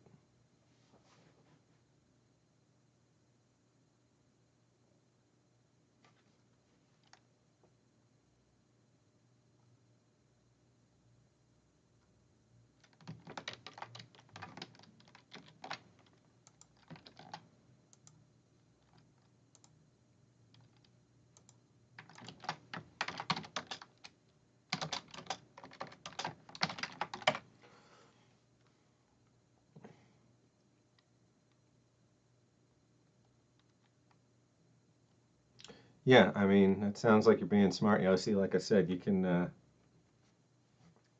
you can make do. Or I mean, you can store all the food you want, but if you don't have water, it's not going to go very far. And I know you said you can live for a week without water or without food, but you can live for a lot more than a week without food. Basically every say your intake's supposed to be 2,200 calories a day, and you eat absolutely nothing. Well, let's do some math here. So you're going to lose a pound for every 3,500 calories you don't eat. So you can go down to, pretty darn low. Like an adult male that's supposed to be like 180 pounds could be like 95 pounds and still technically be alive. So let's say 100 pounds before you get to organ failure or something like that. So, let's say 85 pounds times 3,500 calories. It's 297,000 calories divided by 2,200 calories a day. You're going to be alive for 135 days with absolutely no food if you continue to get water. Um, and you're continuing to exert energy. If you drop, your energy down to a sedentary level, like you're really hiding somewhere, then you could extend that even further. So food is important, but water is very, very, very much more important in terms of staying alive. If you had, a year's worth of water in your basement, you could get away with 9 months of food, or whatever, or even less if you're going to ration it. But you know, um, you couldn't jump back into this. I mean, you could jump back in at 2,200 a day and be fine, but you couldn't jump back in at the bottom of that and do anything less than your break even amount because you have nothing left to lose. um, but still, like that's the kind of highlight. Um, you can technically go a great deal longer than a week or a month, and still survive. As long as you're staying hydrated. Um, Things will break down, but it's better that than being gone. In my opinion. All right, now I got to remember what this formula was. I think I can just copy this. Yeah.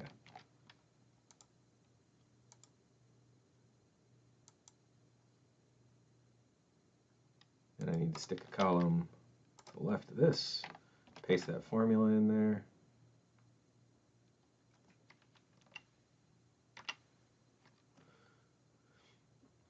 And it did not offer to copy it down for me. Interesting.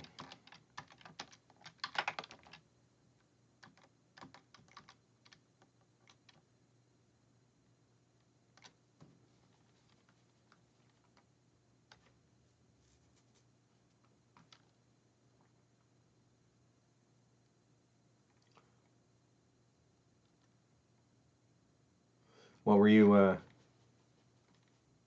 oh, you're saying you were just drinking tap water, thought that was normal? Drinking tap water is normal. I don't see anything wrong with that. I grew up, I mean, technically we had our own well, but I don't know. I only drink tap water here for the most part if I'm drinking water. These bottled waters are just to make it easier to do the stream. Normally I need a little water for the heat activator, and I need a little water for mixing up a drink. So they're useful for that. I might do a cold coffee in a bit. Not sure.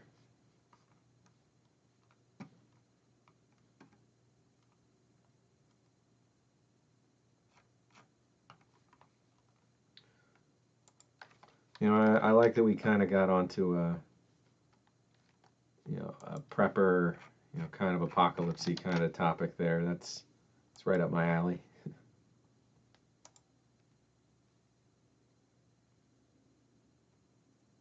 See, now was it like that? Yeah, okay. So I'm only just for future reference. If you go to column A and you go to data and you go to sort sheet column A to Z, it flips the pictures back around top to bottom in the same order as they are in this folder. So it's nicer that way to follow through. All right, so for item 1, oh, okay, I got to pick the ones that got to get rotated.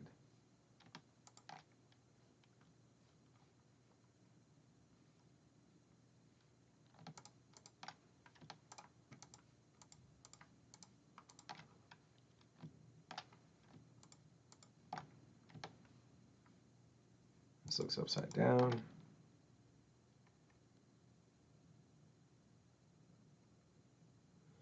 Yeah, the rest look okay.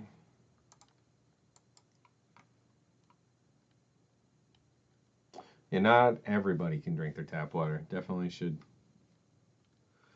clarify. There's places where it's just not safe.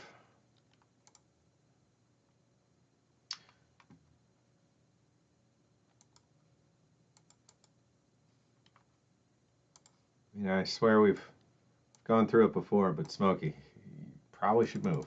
I mean, I know you've been there a long time, but like, if it's been years and years and they're not doing anything about it, you know, they're letting you roll the dice with your health. I don't know if anybody's, tried to take the. I don't know. I'm sure there's legal stuff going on around it that's just more of a pain than everything else. Hey, James, welcome to the stream. Oh, and Jesse, I didn't say howdy to you either. Good to have you, both of you.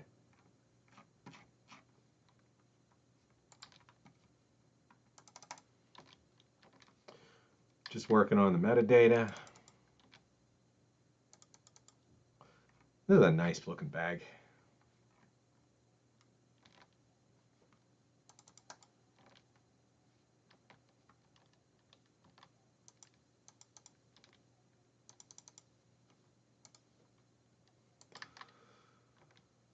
Swear, I wish there was a quick way I could process all of these for glare.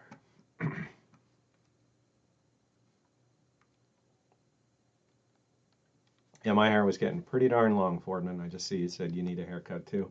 Seems like everybody was talking about them. I let mine get pretty darn long there. I just took like 2 inches and change, almost 3 inches off of it. Didn't seem like it had gotten that far, but yeah, it was getting pretty shaggy. I don't know. I like it when it's like this. Then it's showers over quicker.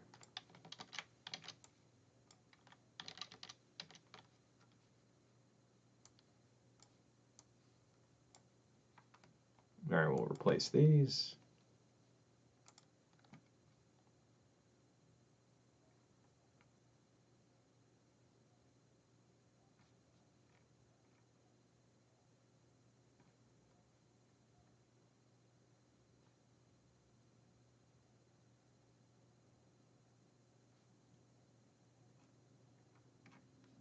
All right, so now we got to get through the box. So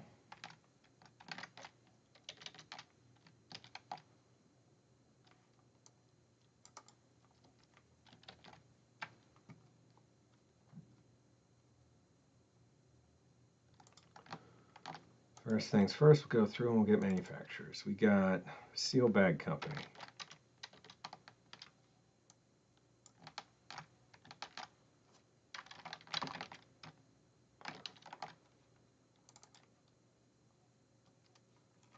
Didn't I do that one? Interesting. I see it as up right there. Yeah, okay. Now up right there. All right, so we got also Seal Bag.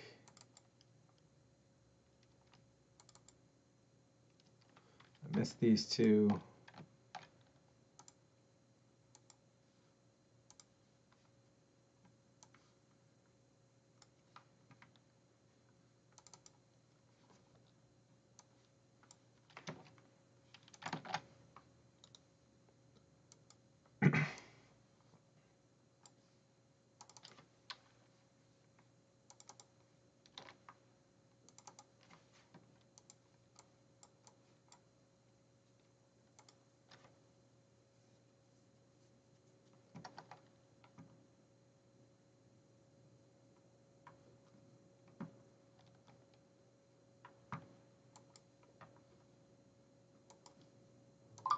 Yeah. Pocket box is talking. Oh.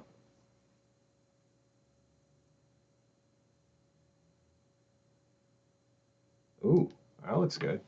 I'll have to take a look at that place. You know, it's good that you're looking. Um, I need to be doing the same. And it's funny, West Virginia is definitely high on my list.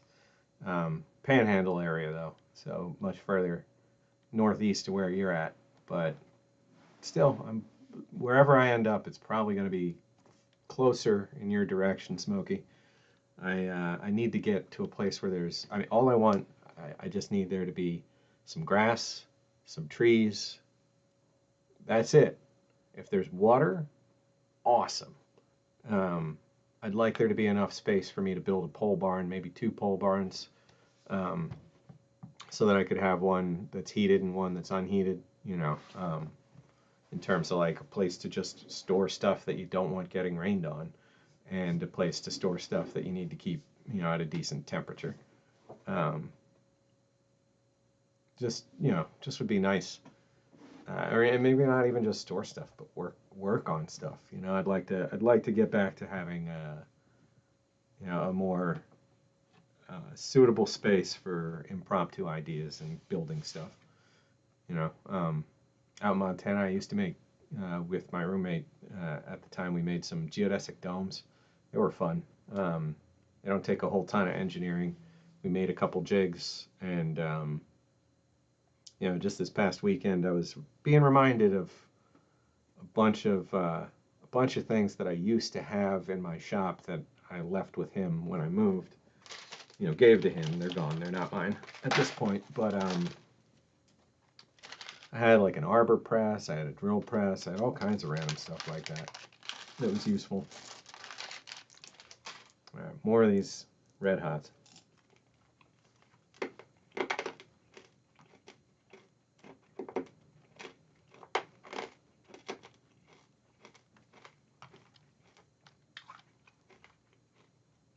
Hey Drew, hey LC,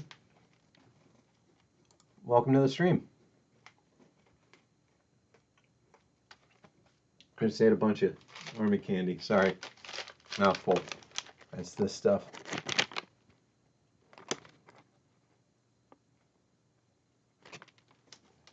So right now we're just cataloging, building out this collection website.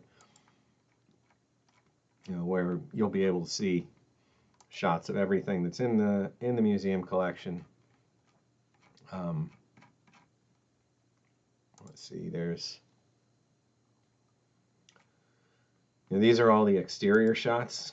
So this is just to have a record of everything that's there, and then gonna have to go back and get component shots for as much as we can over time too, and then replace these with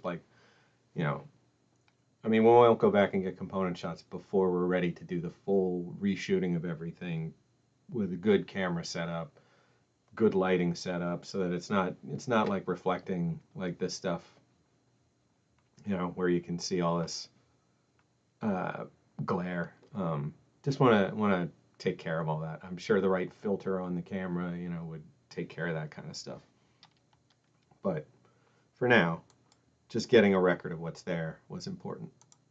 So, and getting any maker's marks or anything on the outside of these, just for people to be able to compare against, was important.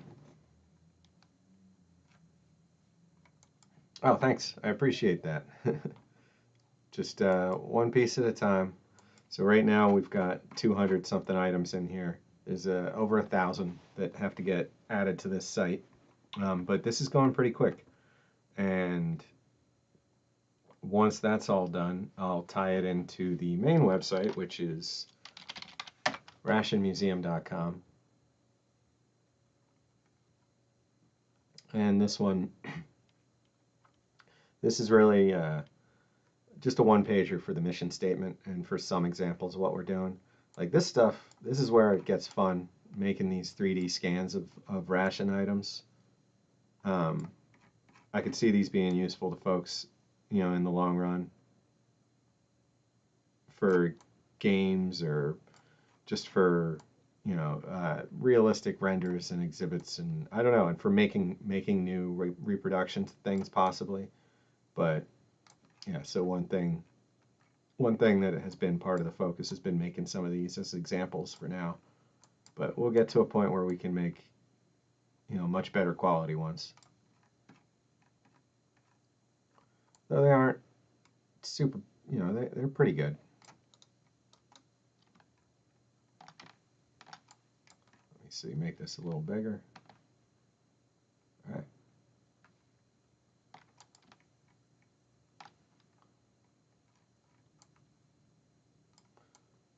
I think these turned out okay, but they're just examples.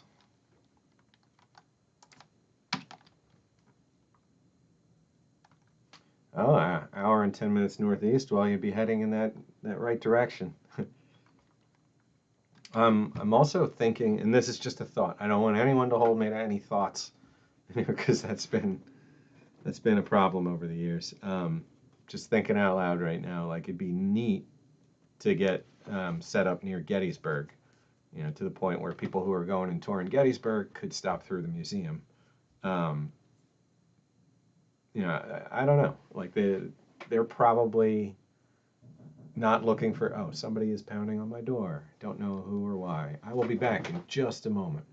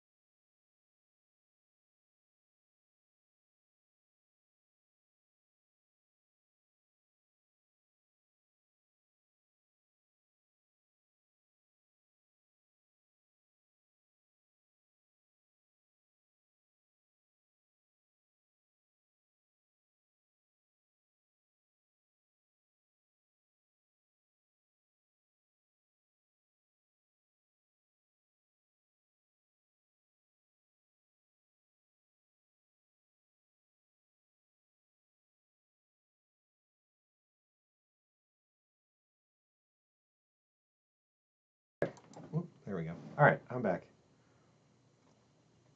No, it was a neighborhood block party, happened somewhere in the summer, and they had a petition going around to block the street off.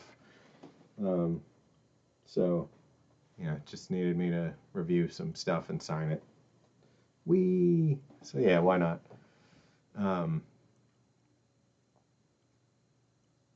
Oh, and then I went and grabbed a drink. So I'm back. Howdy, everybody. Let's see, wouldn't need storage with a house like you sent. Garage in the downstairs. That sounds neat.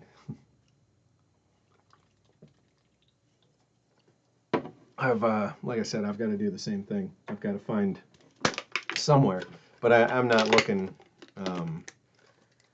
to buy, like I'm gonna need to find like a fixer-upper somewhere cheap, and bring my own internet there in the form of like satellite internet or something. Let's tilt that up a little. So, see how that all goes. I mean, I'll have time to start putting a plan together in a bit. Sorry, I got a cat down here nipping at my ankles. What's up, kitty? All right, so that was the ration site. Back to the work at hand. So I looked at that all seal bag co. So is that. So this had said there were 3 menu 3s. No, 3 menu 3s. But I only have pictures of 2. And then menu 4. Menu 1. Okay, now there is another 3. It's further down, but does that... Yeah, okay. So I'm just going to have to keep these things in order. So we're going to do 1 and 3, and then 5 and 9, or 5 and 7, and then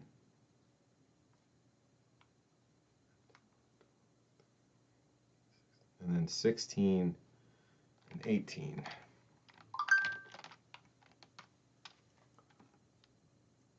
Oh, and they're all going to be off by 2, so that's actually going to be 3 and 5.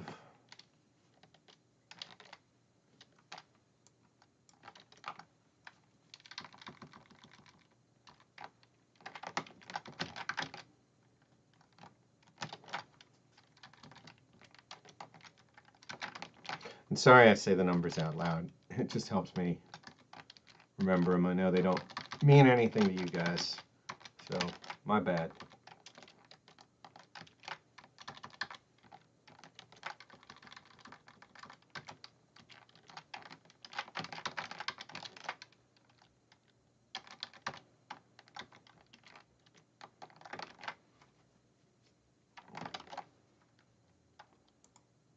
All right, so this should be the back. Yep, okay. So that's that one. And then we got a menu 4. Where would that be in this list?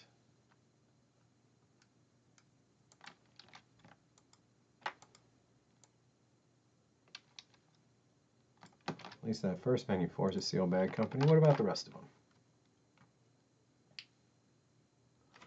Philly row hems have deceptive amounts of room. Yeah, some of them are pretty darn big. Some of them go back like the better part of a city block and, can end up being a couple thousand square feet. Hey, Elsie, good having you. Just got called in, gotta go, nice meeting you. Hey, welcome, and come back anytime. There's plenty of saved videos down below, but we're here Sunday afternoon, so good to see you. Yeah, some of these row homes can be huge. East Falls is a really nice area. I like East Falls.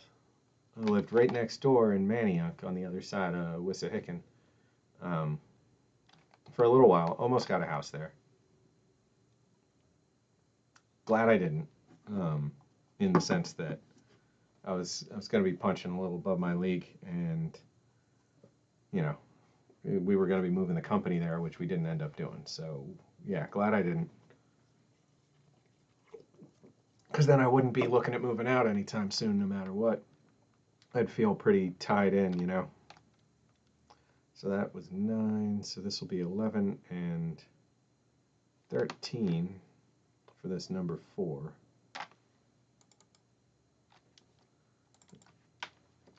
And a number 1.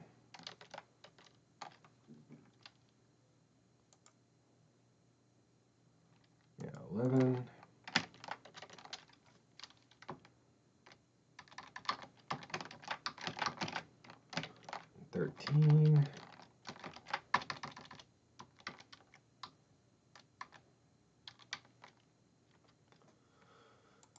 We got a menu 1 at 15 and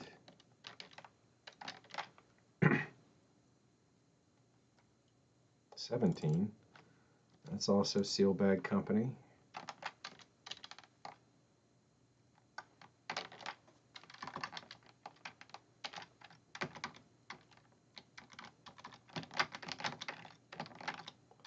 Yeah, the photos are definitely not in the same order as them being written into the box for these.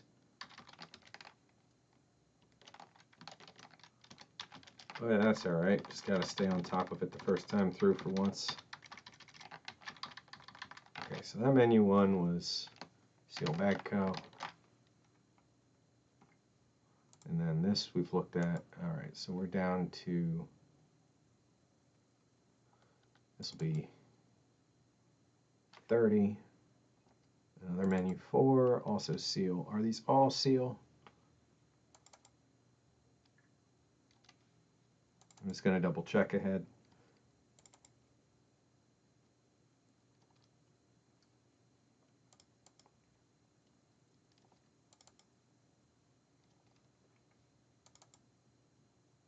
I left these upside down.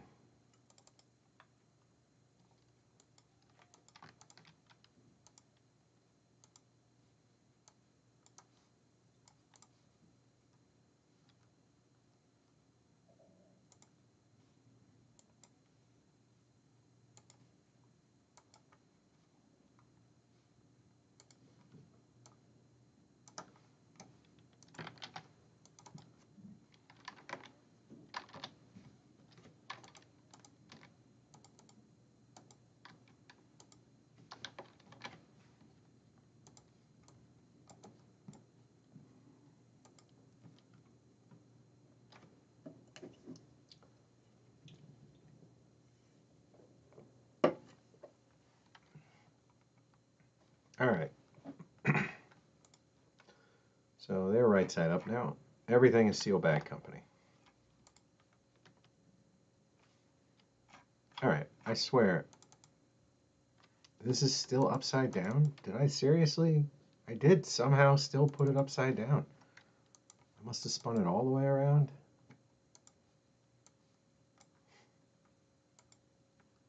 Crazy person. Okay, now that's all correct.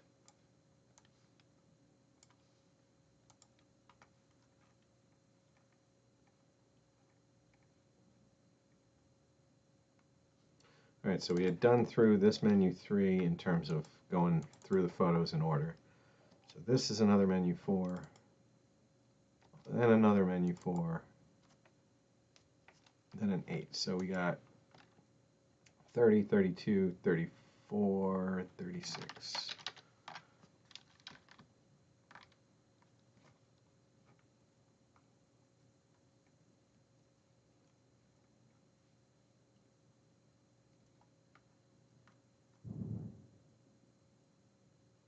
Oh, that's the number. Somebody's setting fireworks off. Big ones.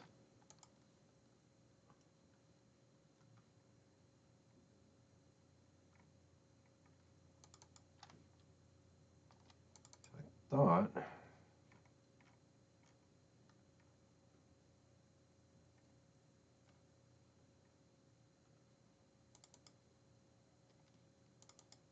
Now I'm confused as heck.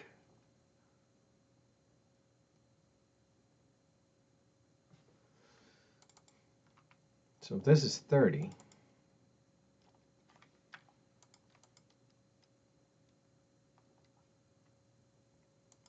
and this was 28, and this was 26, they were menu 4s. Where did I put them? I thought I might have done that for...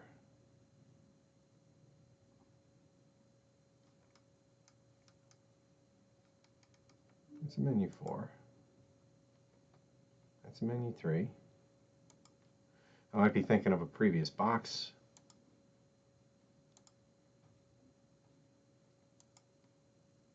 That's a menu 3. That's a menu 3. Okay, so everything's right there. I just totally lost track of whatever numbers were involved. So,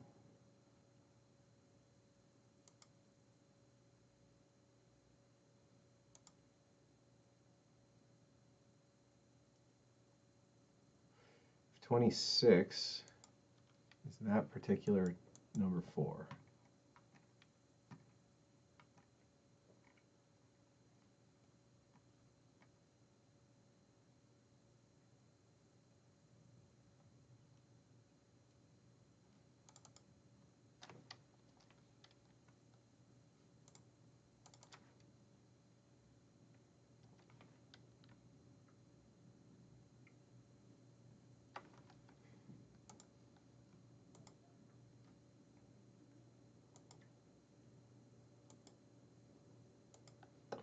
All right, so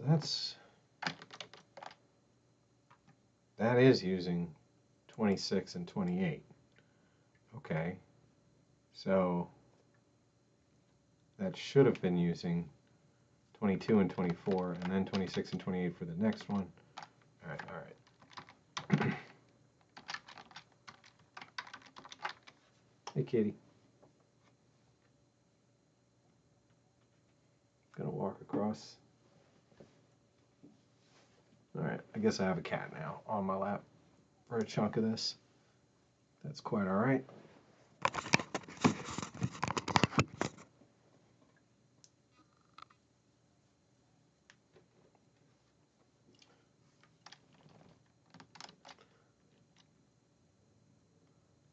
right, so that meant I needed 22 and 24 from this list, which should be, yeah, okay.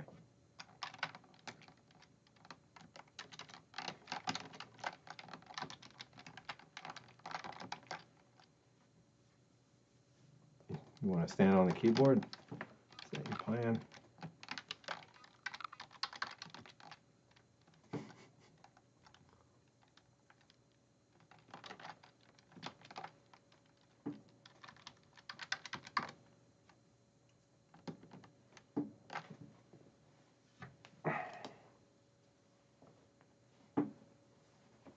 All right, let's see. So now I'm on to, how many of these were there? 5 of these.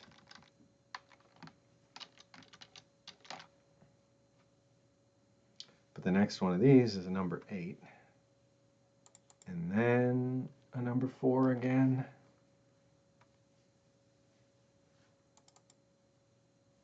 And then a 1.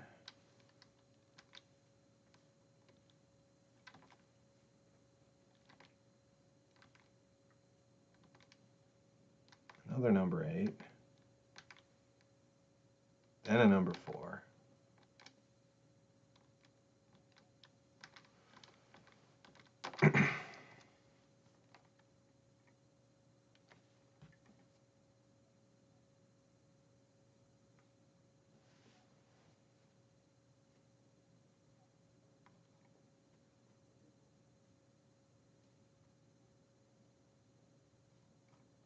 Wait. But there's this menu 4.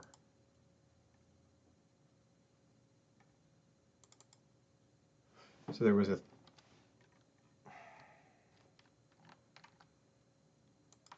I jumped all over the place somehow.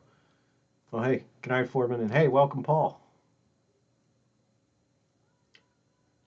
I think we've talked about it before, but for some reason it's not sticking in my head that you play D&D. That's awesome. My D&D group is usually Saturdays, but we kind of broke up in the middle of the apocalypse.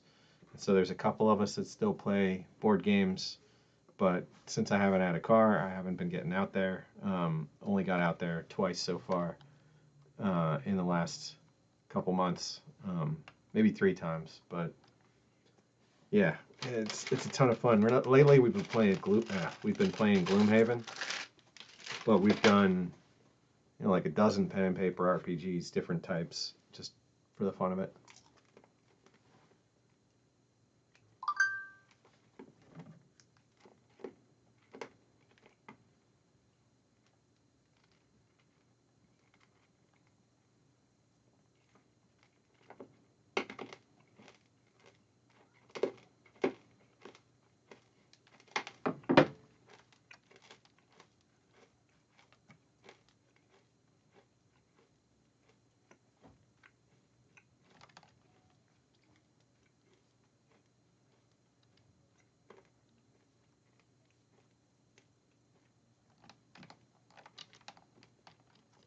So 11 and 13 are also menu 4. Yeah.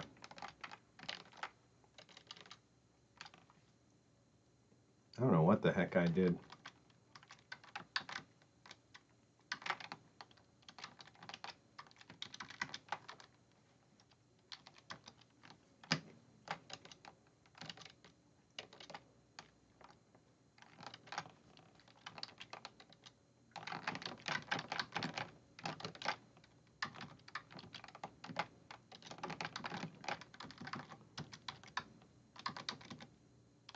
Alright, so the last menu 4 that I have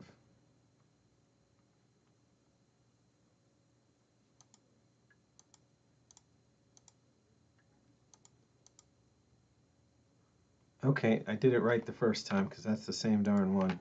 Ah. Okay, so I have that one and that one. It's this one, and then that was another menu 3. Yeah, and then there's this one. Okay.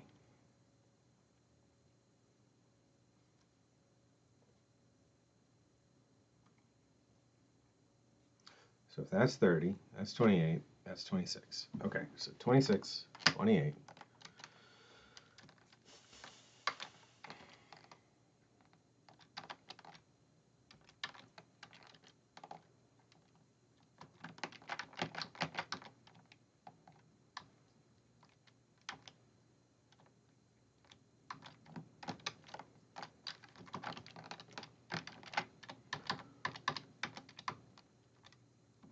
And then there's still 2 more menu 4s.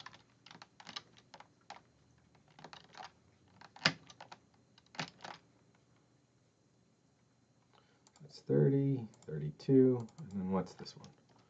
34 and 36.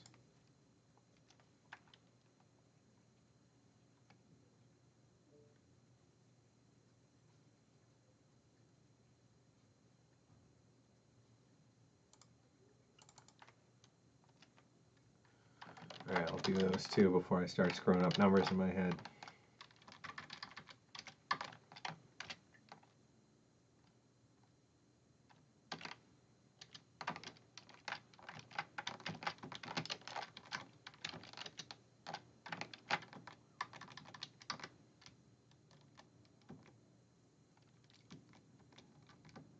And there's 2 menu 8s and 1 menu 1, or 1 more menu 1. So 30 and 32 will be a menu 8. I'll just get those done.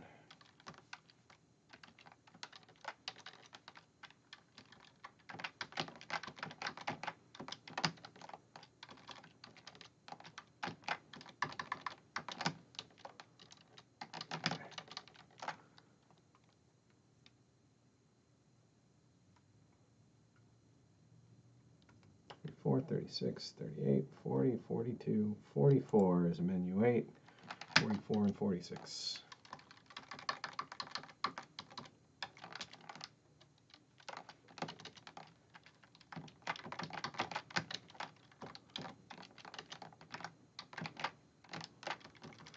Now we have the last menu 4 still looking for.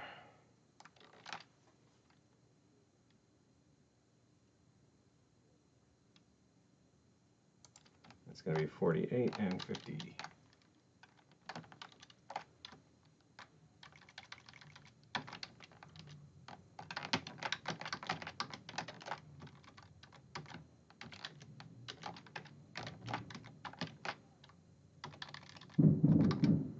Even more fireworks going off.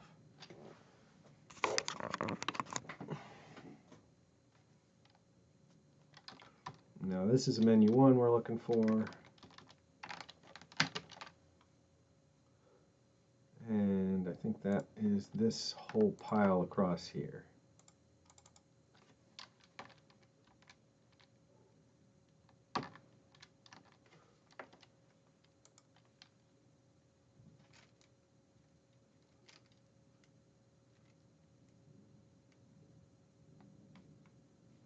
50, 46, 44, 42, 40. So 40 and 42.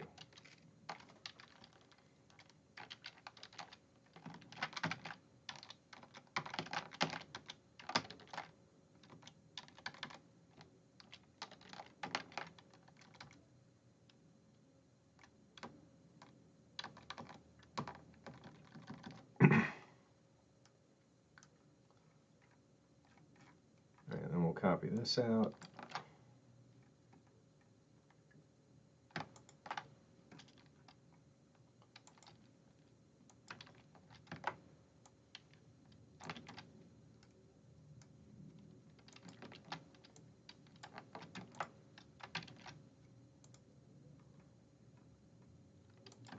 No specific dates on these.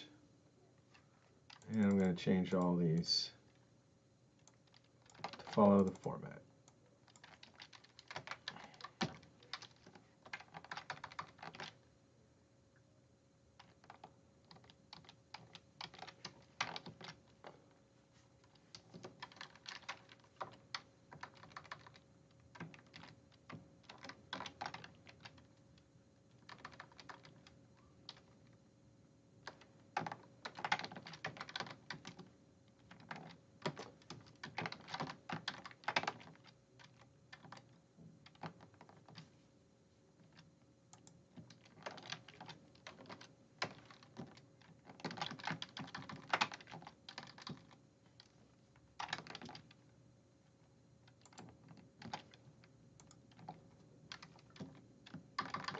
Two ones and 2 eighths. Let's see.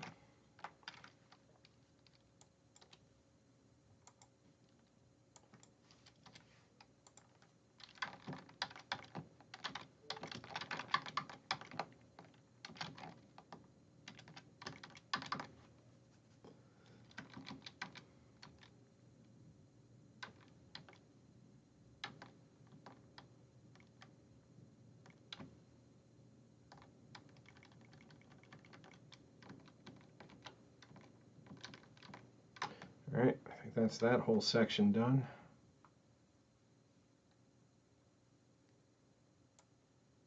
All right, Amelie just looks like she wrapped up box 31. So I think it's going to be a good point in a moment to all right, one step ahead.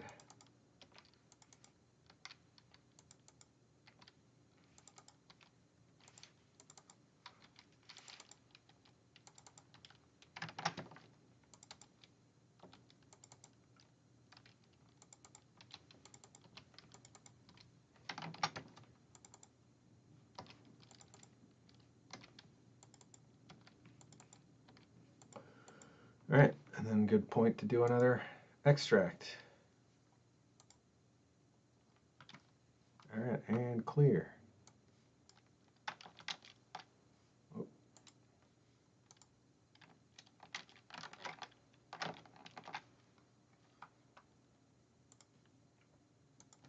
Just dumping this in, saving this, running a new deploy.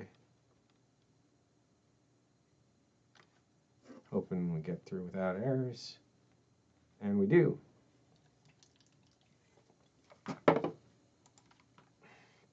Back over here, going from 212 to 260. So now searching United States or LRP. So LRP, there's now 64 of them. Right now they're random sort, so we could say sort these by title.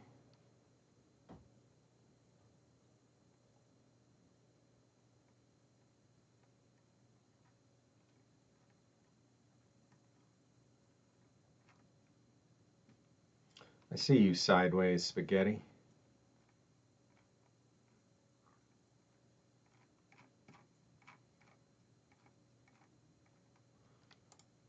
So let's see, this is box 26, item 8. See, it's nice to have them on there. Ration Museum 26-8. Hey, kitty. Coming back through again.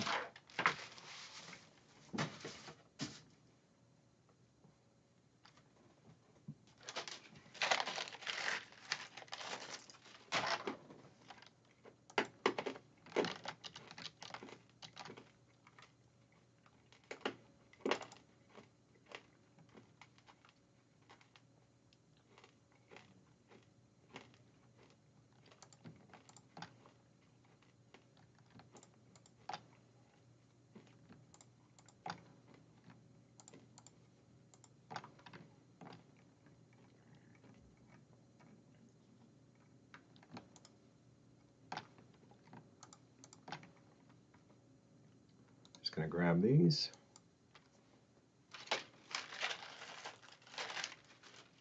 D&D doesn't have thermonuclear hand grenades? Well, sure it does.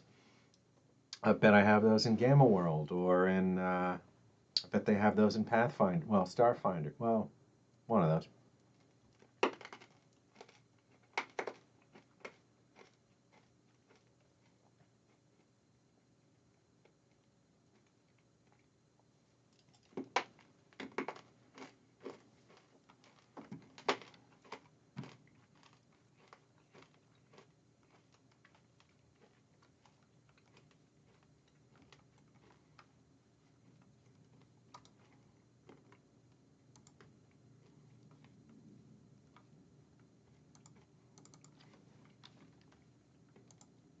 I can see how you could eat a whole bag of these things over the course of a afternoon, and I'm sure I will.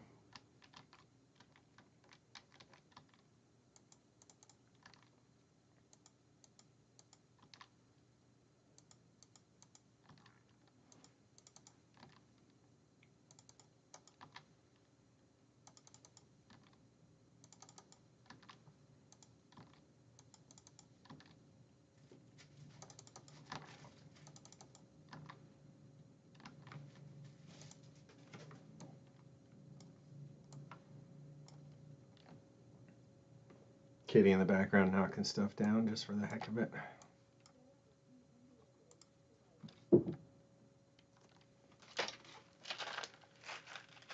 Box 31 is your favorite because of all the 98 LRPs.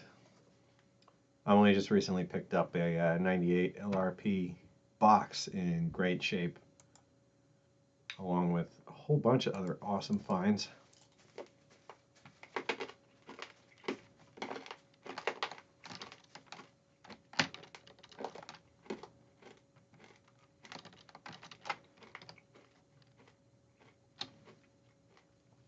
Right side up, there we go. That's fixed.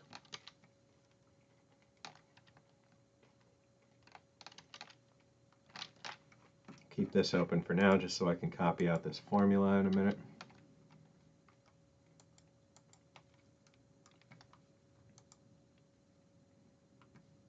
Alright, no sense doing the jump it around thing. Gonna be able to, let's see, box 30, 31 are done.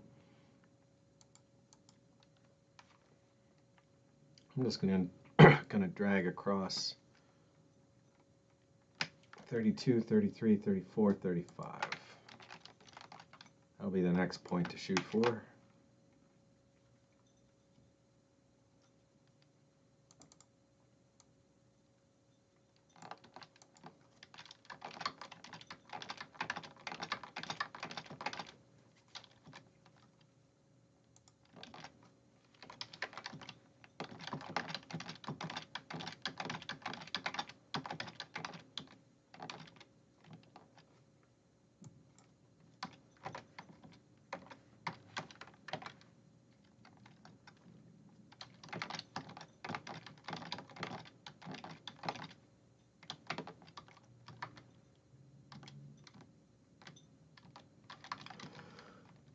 All right.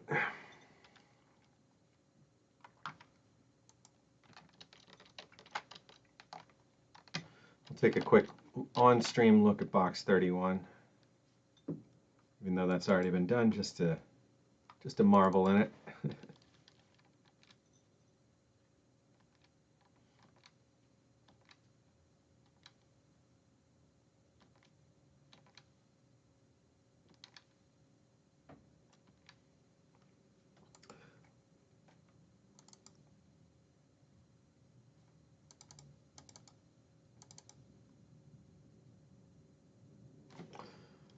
Freeze-dried 90s spaghetti. Freeze-dried 90s lasagna. That's where it's at. All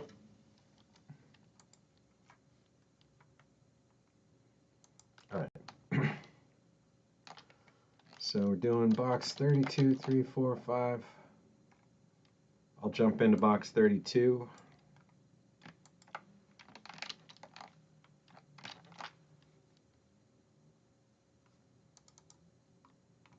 Oh, you're already on it. Never mind. I'll take box 33.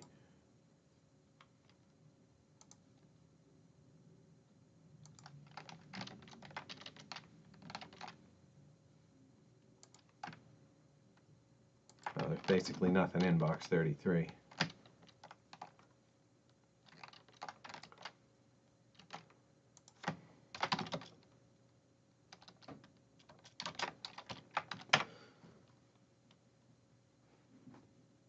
Well, hey, didn't you get a 98 late 90s lasagna off of me in that trade?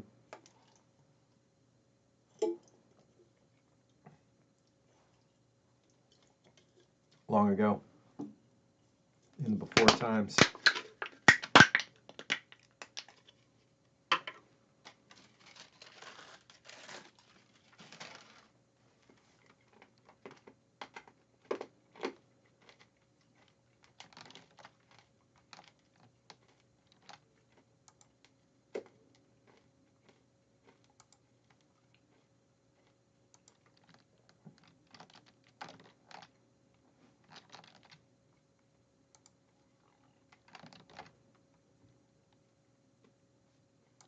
Oh, I got it.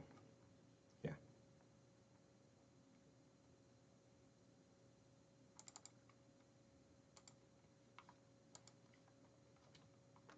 Not a gigantic fan of how this works, but it works.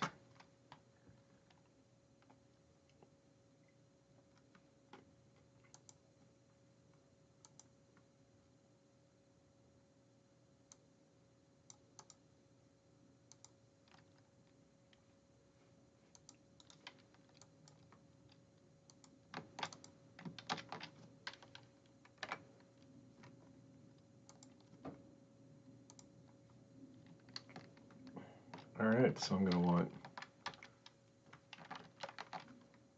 2, 4, and I'm going to want, oh, I already got stuff to rotate. So those are fine. Upside down, upside down.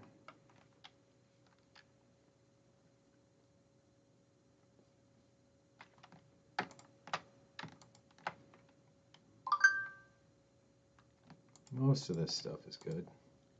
And my phone has been pinging a lot.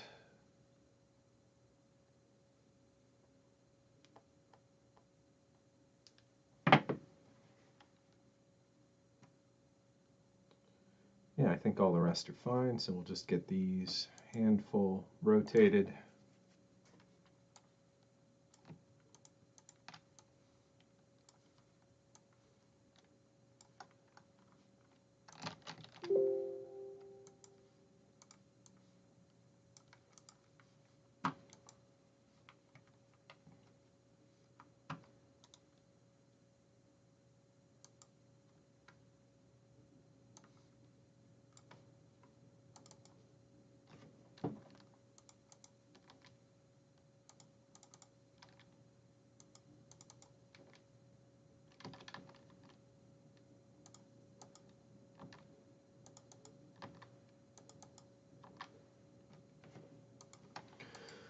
All right, those are rotated, putting them back.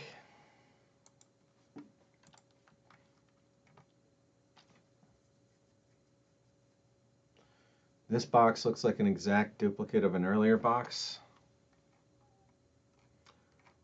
There are definitely a number of boxes that are Russian stuff that are in different positions in the museum. I don't know that this, let's see. There was a box with Emercom stuff. Let's see, box. So this Russian stuff was in the end of box 4, and then box 5 was IRPs.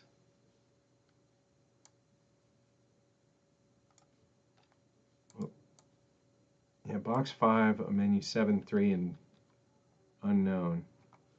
The previous box had an Emercom, menu 1, and Emercom, 2 Emercoms.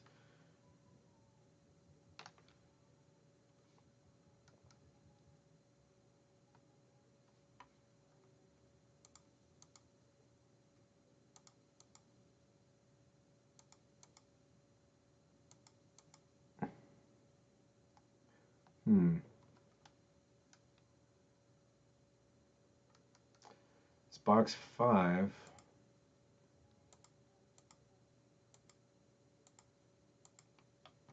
This does look like box 5, doesn't it?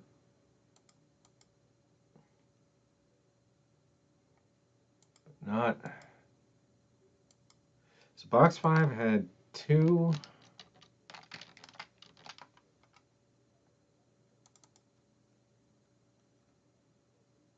Box 5 had 2 of these.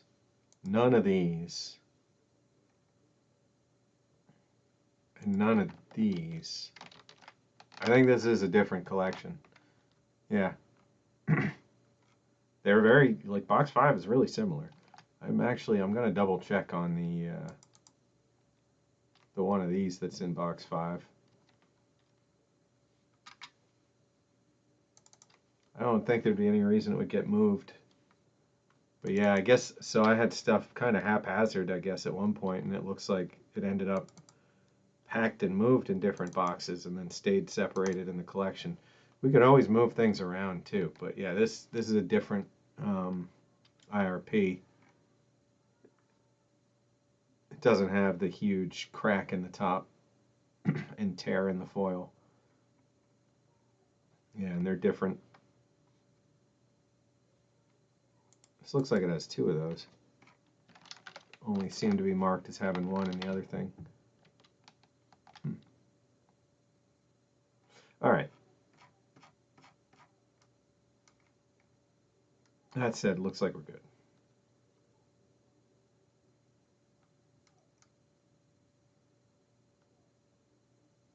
Wait, did you do 32 that quick? Hot dang.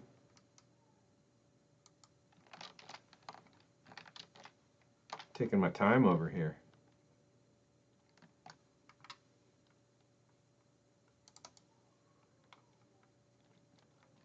All right, so I need 2 and 4. Or I mean, I guess 3 and 5 the way this lays it out. 3 and 5.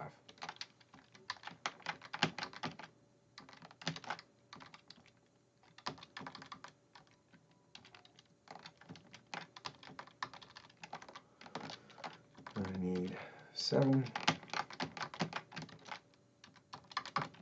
9,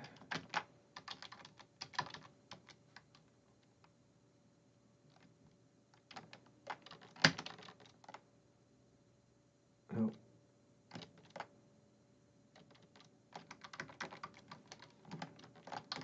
7 and 10.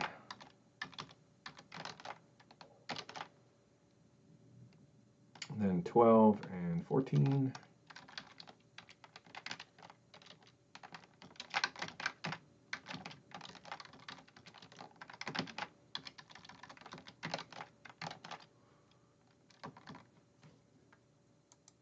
And 16.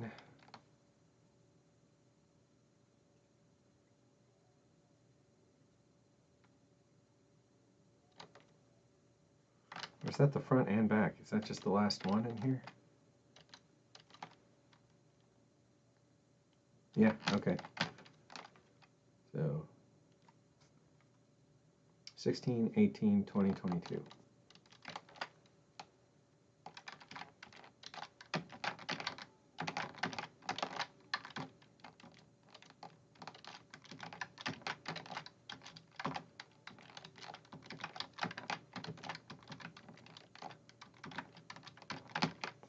And that seems wrong because it ends further out than I thought it would.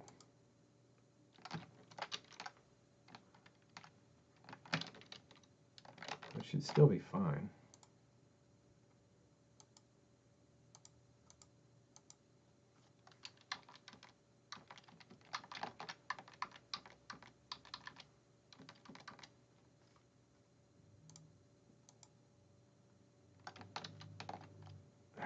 What am I doing? What do I keep doing?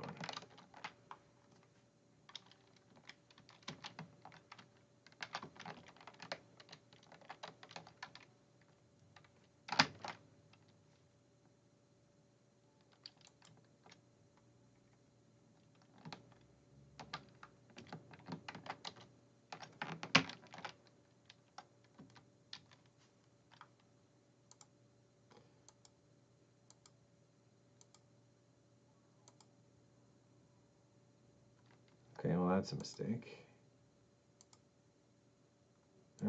Everything shifted.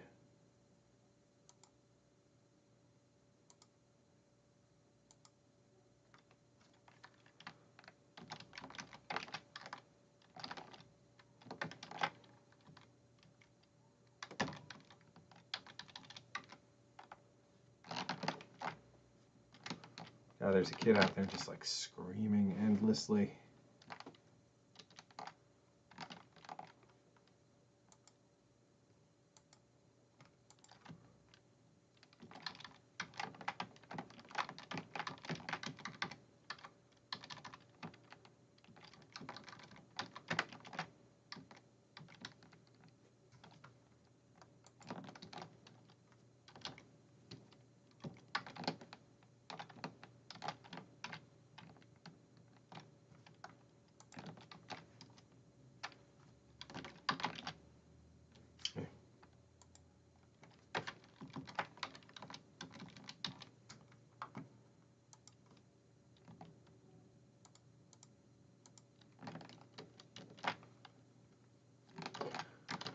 All right. Hopefully that's all that got shifted.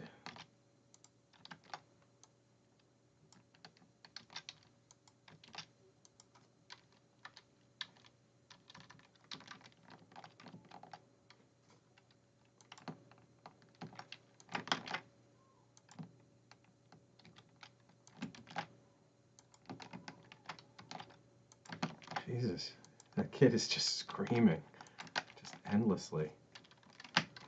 Not like in a being hurt, just like making noise. Lots of. I just screwed this up again. I gotta go slower. All right. So this needs to overwrite these three.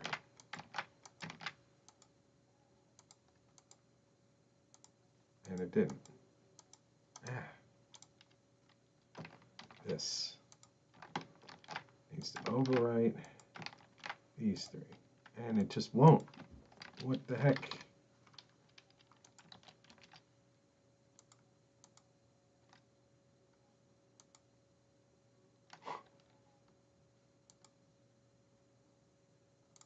I am so confused. That is this file.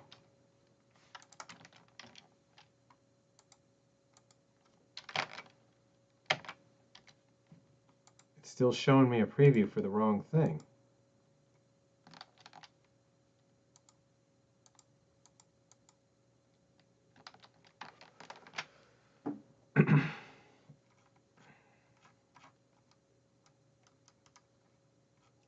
Looking at identical file names between this column ends with WQHK and this thing WQHK. They're showing me completely different files. I have to just redo this one. Did any of the rest of the stuff work?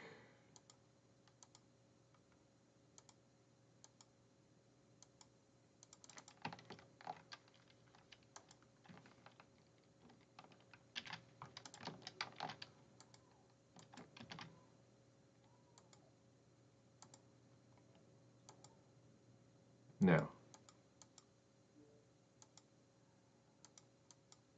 Wait. Yes? Okay. Sorry for the crazy person factor sometimes. So that did not work.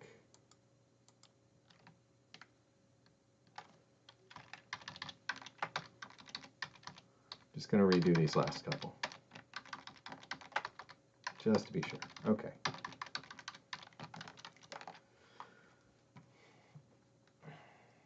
Three, 5, 9, 11, 13. So I need 15 and 17. Making sure.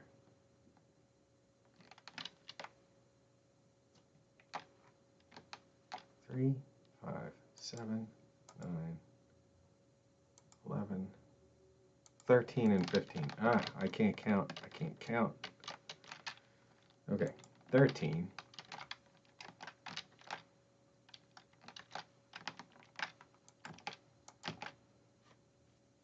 Okay, that's the right one. and 15. That's the right one. Then I want 17, 19, 21, 23. And then I'm done with this one.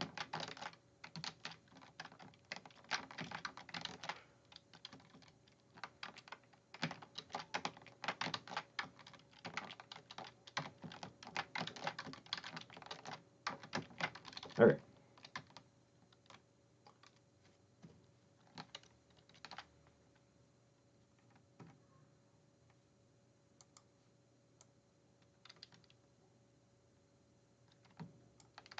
This is listed as a Ukrainian IRP.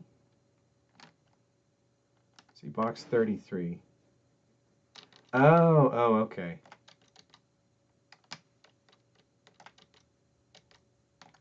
So they're not in the same order here, so I'm going to flip them around.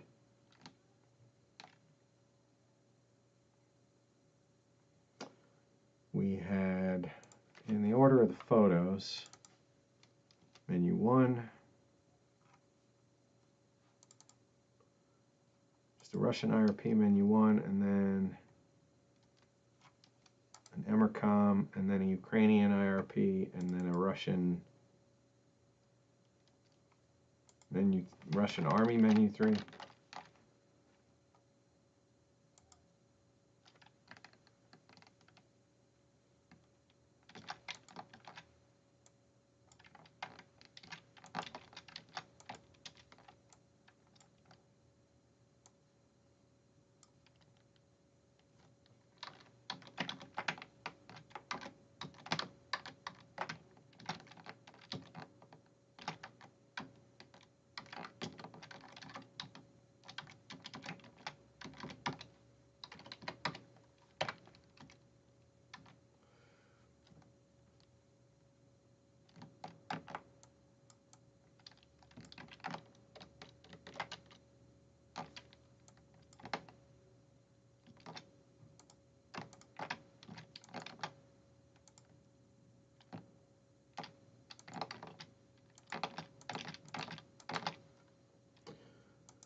Unless that's clear enough detail on here. I mean, it sure is. I wonder. I'm going to try and use Translate on the phone. See if I can. I bet I could even translate the picture itself.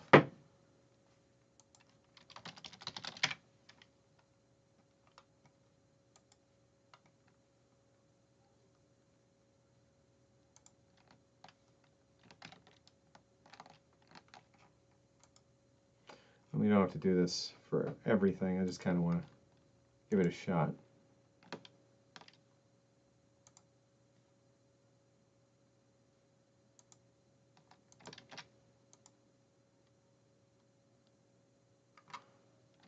Okay, so it's not going to do that from a picture like that, but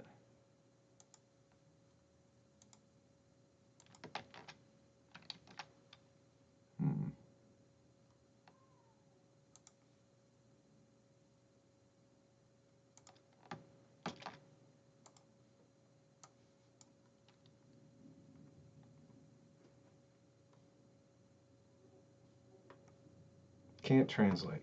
All right, that didn't work.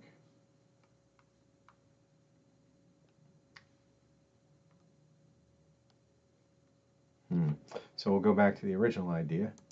We'll just take a look directly at the picture with the Translate app, which definitely looks at real world. I was just thinking you would be able to like push a picture through there.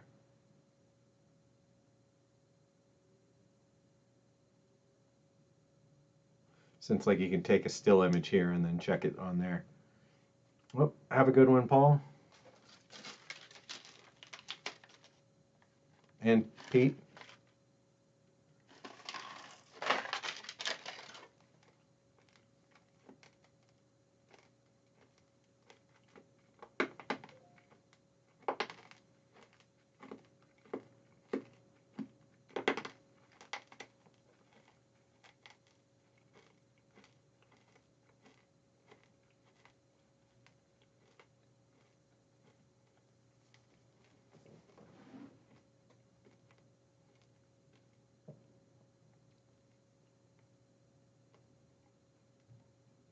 Let's see. Limited liability company, standard APEC.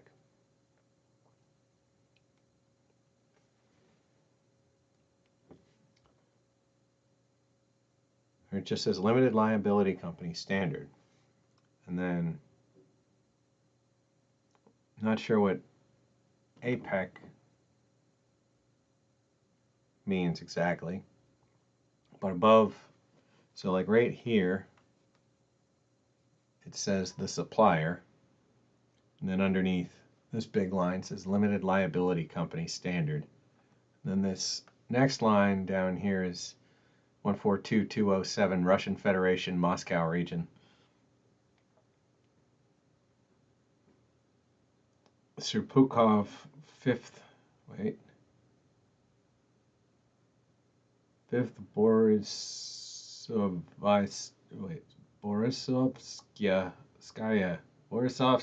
Street, number 16. So I'm going to go with limited liability company, standard. The bigger section up top says manufacturer, limited liability company, Barryish Meat Processing Plant.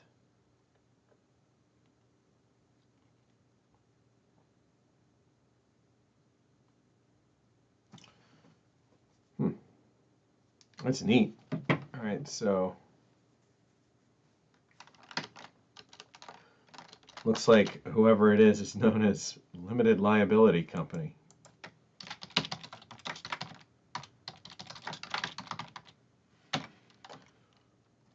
Gonna go with that. And the Emercom. So let's see. The symbol we were looking for starts with a backwards and 3 T square.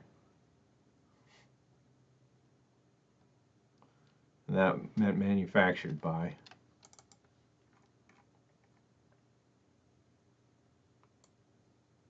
And there's that symbol again. So this is going to have a manufacturer on it too, so might as well try and translate it.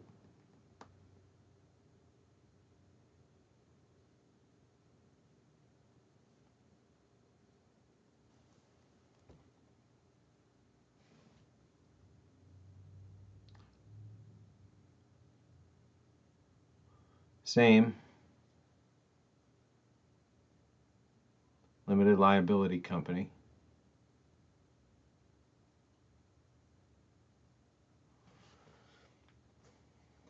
Which is probably kind of just a generic.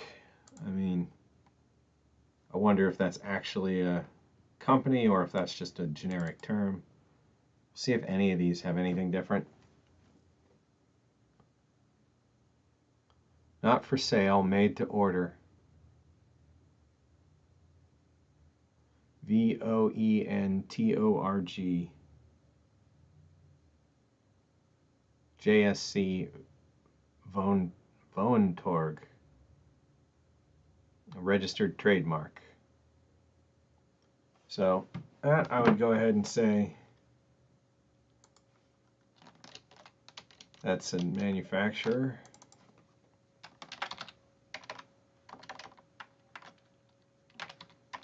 Wait, no, that was the last one.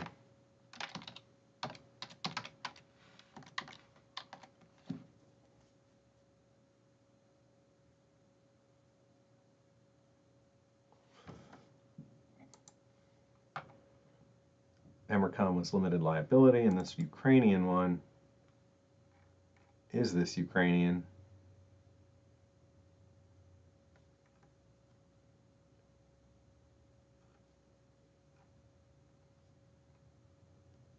I just see menu info probably.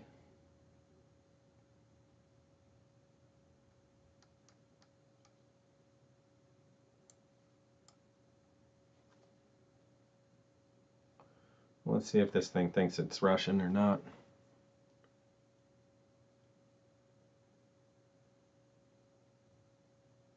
Now it translates it into characters but not language, so let's see if Ukrainian helps.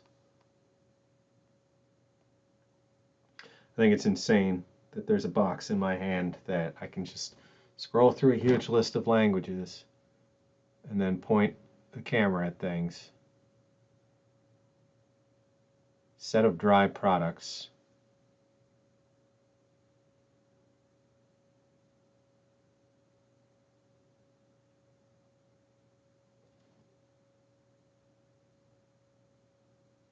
Huh, it worked for a second.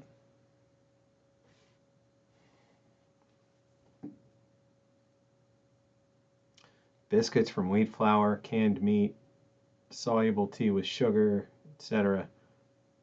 Yeah, it's not liking the manufacturer, or it's not liking whatever text is up at the top here, but it's probably the reflections and stuff in it.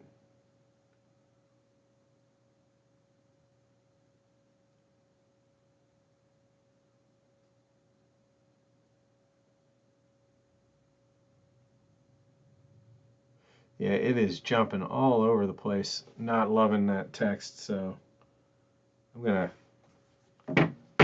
ignore that. It seemed almost like it was saying somebody, maker of dry goods, but I'm not sure, unless anybody in chat happens to know.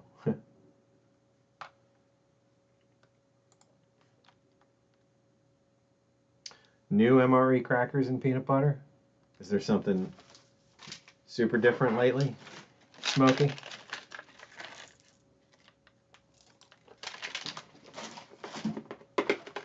Mm.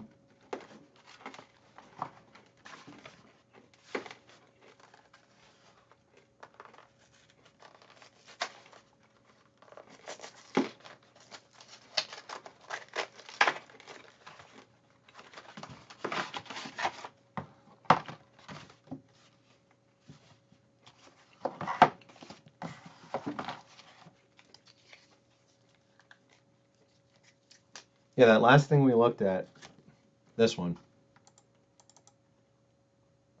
this translated as Ukrainian. Trying to translate as Russian didn't work.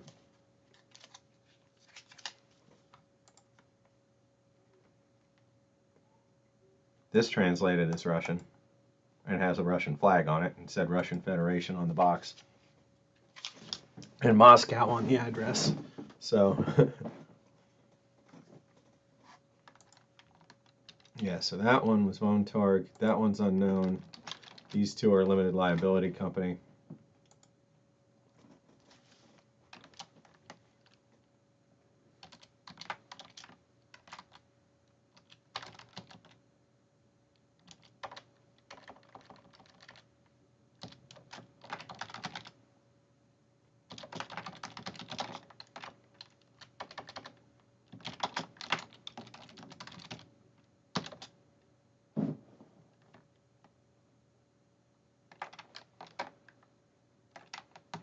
What is IRP? Individual ration packet?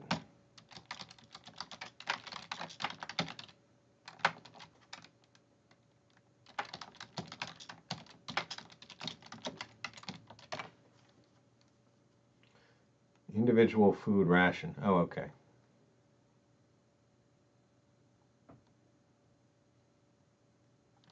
Got it, got it. The IRPs and their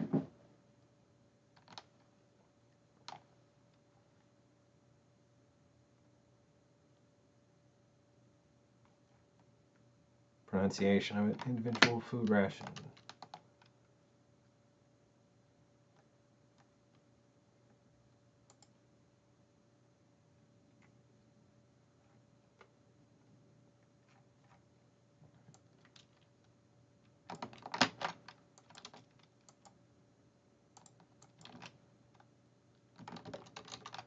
The heck? Oh. Thought I copied this.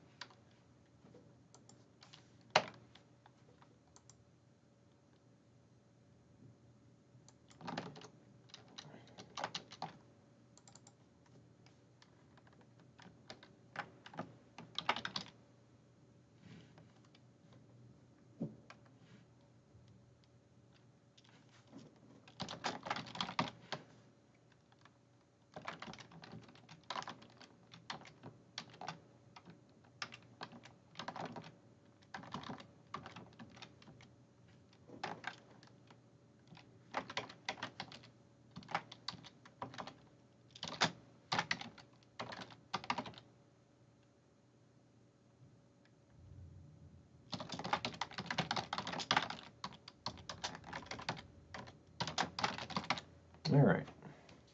I'm going to cook up the penne. There we go. The penne and vegetable sausage crumbles.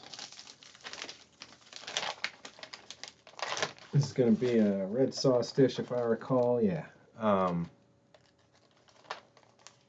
Vegetarian. And we got mashed potatoes.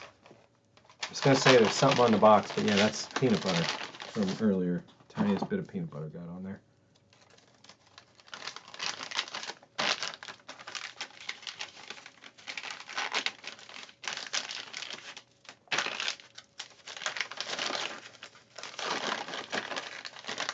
Alright, gonna get these ready.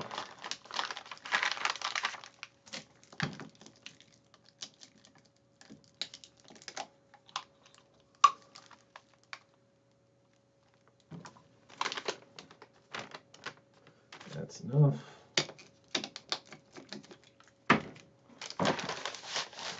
Oh, Smokey, I don't think I asked you, or answered you.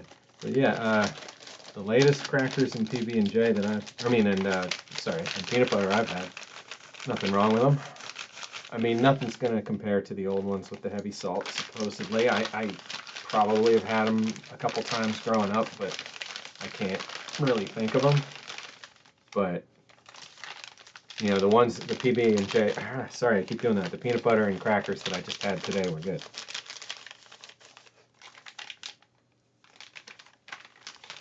Alright, just trying to make sure I get this thing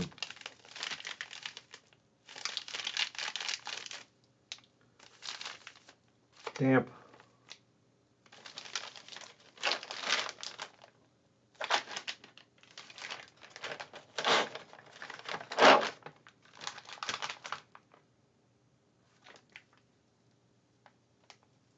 Yeah, this one's going okay. Now the struggle is deciding whether to just accept that the mashed potatoes are going to be cold, or to pretend and to lay the whole amalgamation on top of the mashed potatoes, which you can take a couple different approaches to.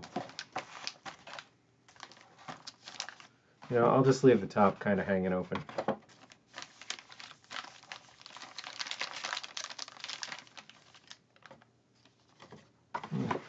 Or I'll try making a ring. There we go.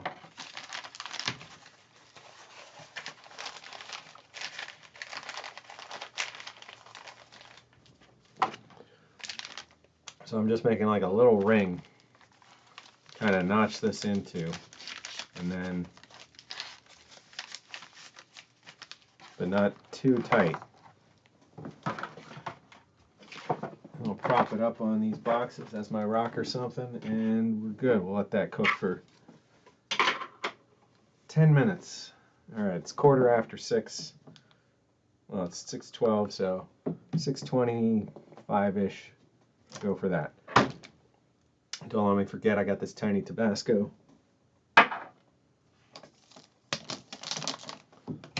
And we're going to make some cold coffee.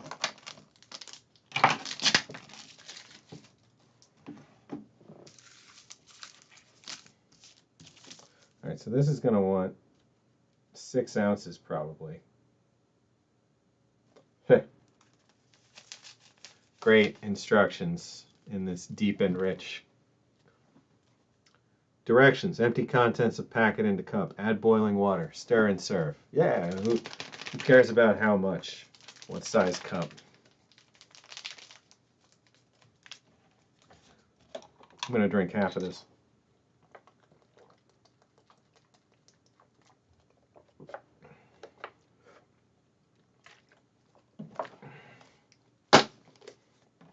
You sure they're 2006s? This seems pretty darn fresh. And don't say the Tabasco, because there is definitely still Tabasco bottles in modern MREs. Or modern rations.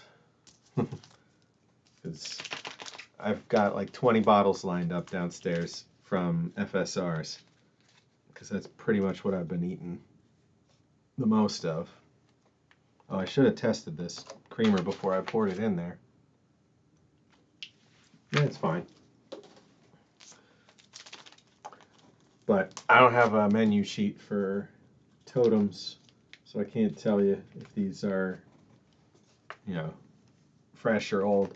I know Tim said what they were at some point. I have to double check though, or what it was, what year it was. Yeah, the coffee's coffee. Gonna put both packets of sugar in here.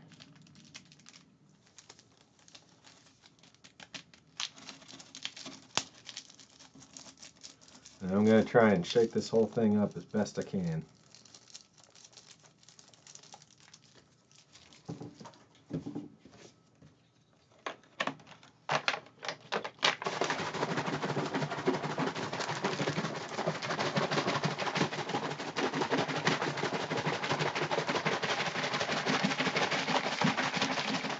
Trying to bust up all the granules and everything else.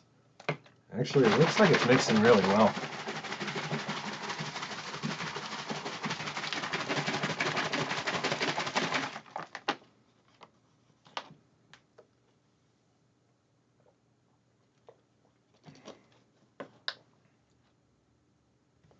There are Tabasco bottles, I swear to God, in boxes marked newer than 2020. I don't know about MREs for certain, but they did stop. They used the pouches, and then they went back, as far as I know. So the bottle itself is not an indicator.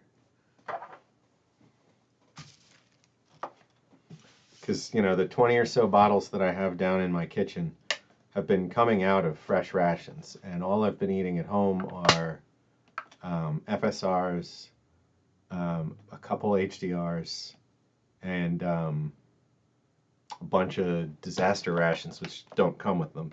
God, I wish they came with them.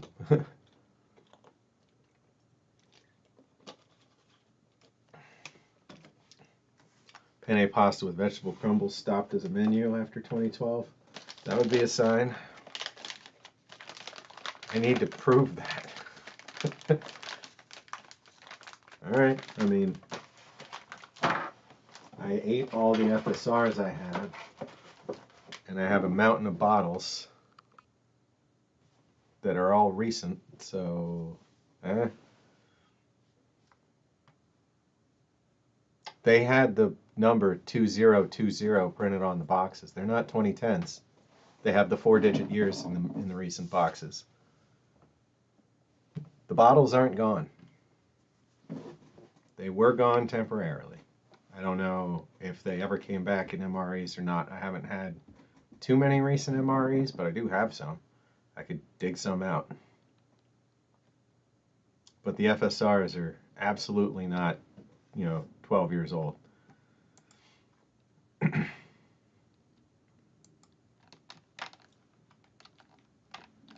All right, let's see. So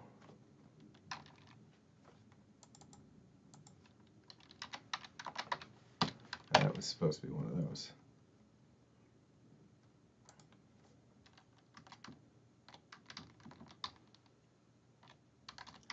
So now on to box 34 and 35.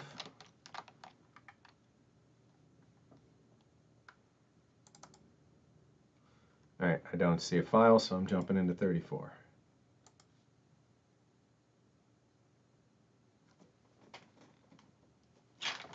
It's getting warm, on the top at least.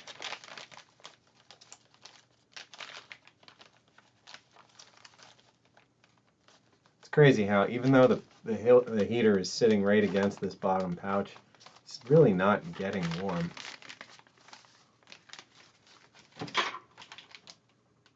Maybe I shouldn't have done that torn off ring style and just put the whole darn setup back in the box.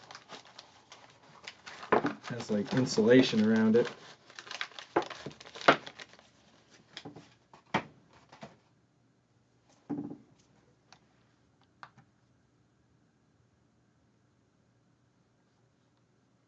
Yeah, maybe it was just a waste thing, like it was too wasteful to put one in a MRE. I don't know.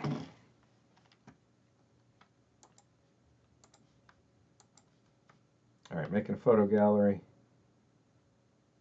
We are on box 34.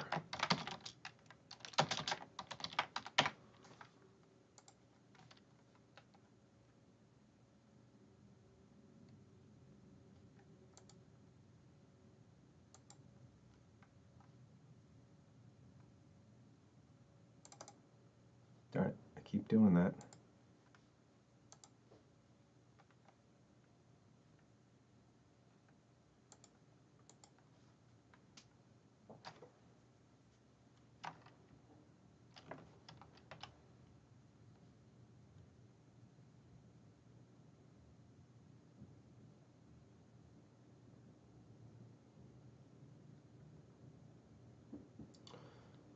Let's see. So, throw a column into the left of that. Grab the formula from over here. Move that.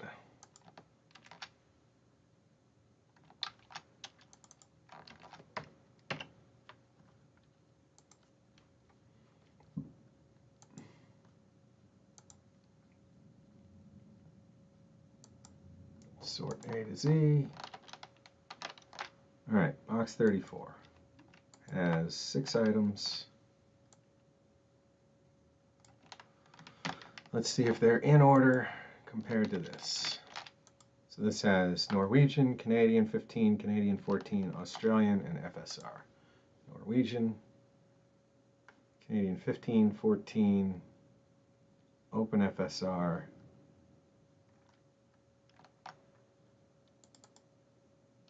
what is that one listed at as? Australian. Australian.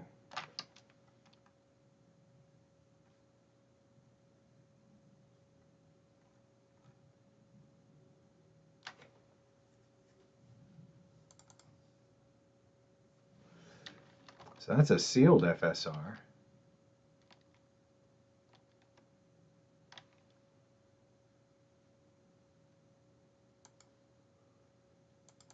Yeah, okay, open Australian.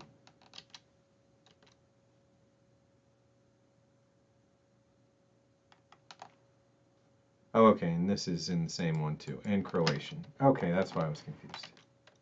So that is in order.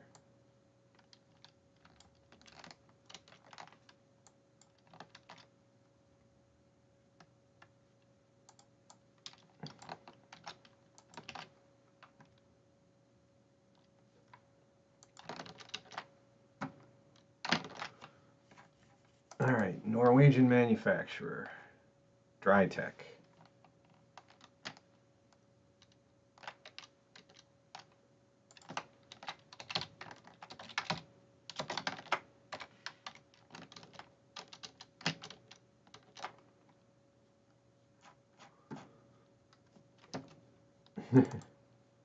Vinn en iPad. Det tar kun 2 minuter.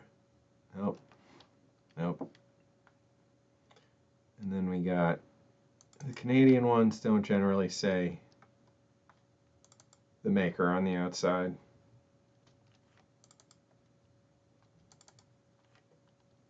But Amelie's been putting something Canadians, yeah, Canadian.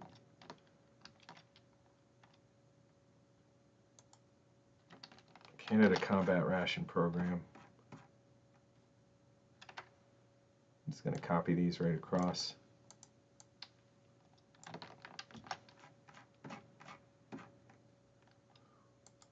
I know that's 13, so I'll change that.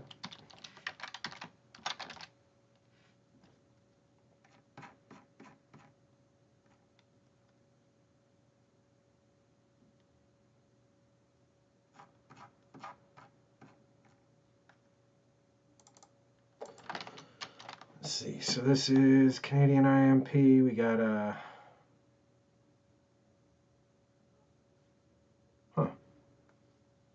It's don't say lunch, breakfast, or dinner. They just say menu.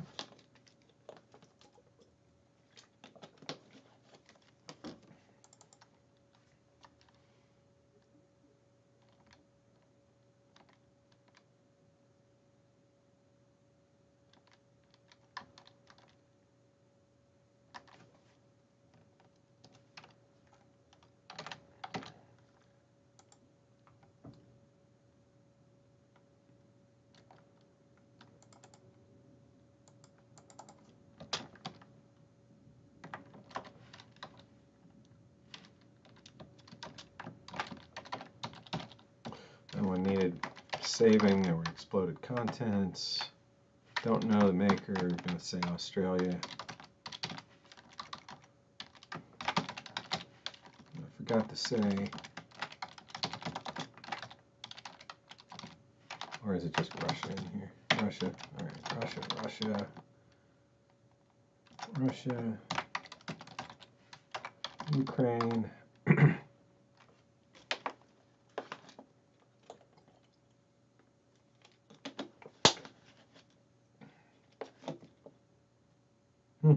There's really nothing left in terms of,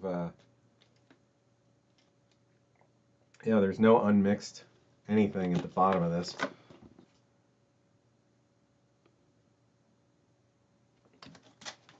So heavy shaking worked just fine. All right, it's been more than 10 minutes. I'm gonna take a look at this. The mashed potatoes are basically lukewarm. The penne is above lukewarm. Not by a ton. Now that's definitely making it seem more likely that it is a bit old. I mean, heck, if it was an 06, oh well. It's in good shape so far.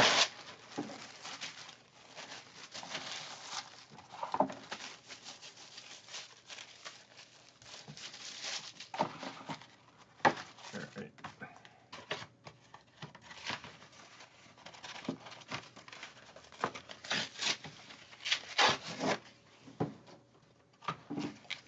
Yeah, let's see how this one went.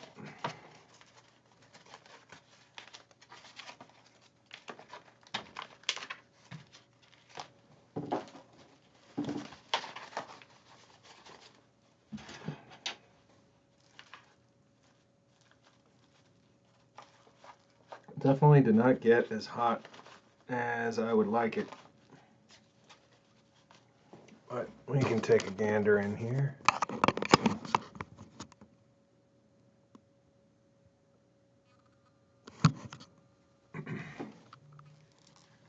Take a couple bites without any hot sauce.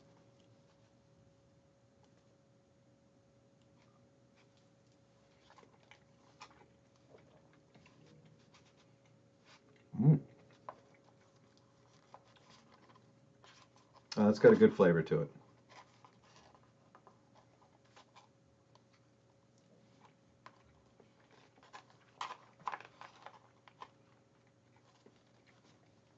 I like that.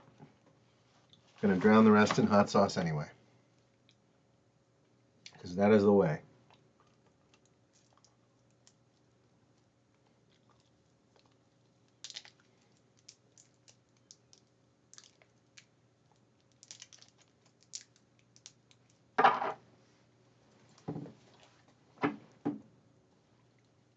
I don't know about you guys, but I basically can't get rid of these bottles. I just keep building them up.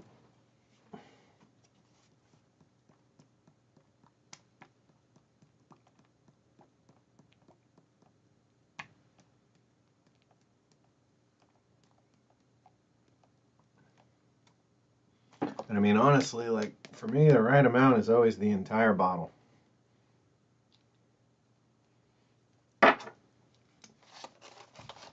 And the older they get, the hotter they get. So that'll be another way to kind of figure out. I mean, I'm sure you guys are right. I'm sure this is a 2006.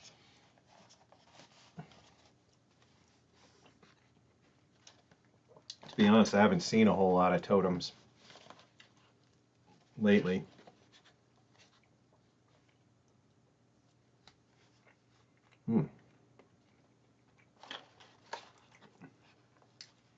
So that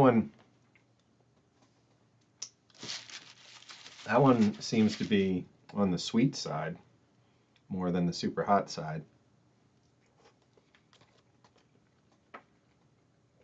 Which reminds me of like the green Tabasco, but that wasn't green. There's a distinct sweetness to it.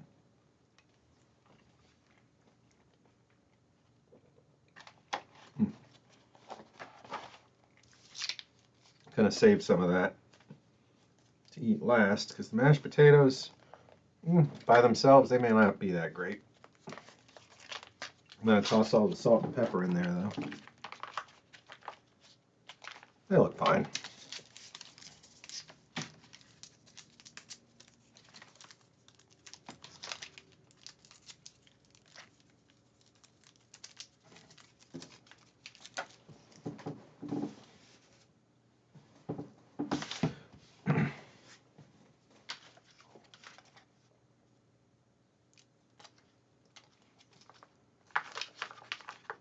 Where'd that kid go that was asking about the zombie apocalypse? I liked him. Or her.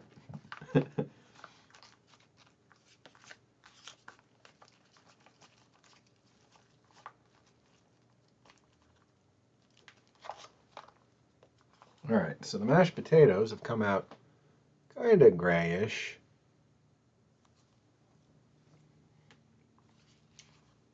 Oh yeah, but with the salt and pepper, they're good.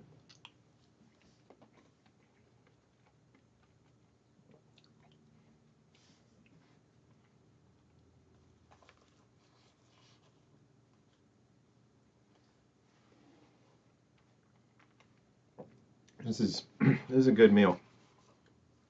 If you get to watch this in the replay, thank you, Tim. Very much appreciate it.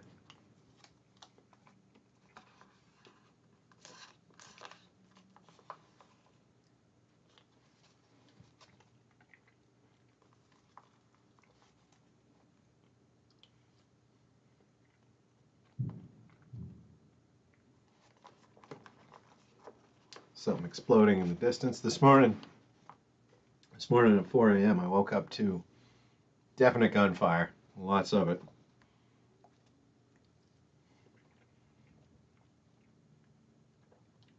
But I was joking to somebody else a couple days ago about gunfire in their neighborhood that, hey, if you can hear it, you didn't get hit.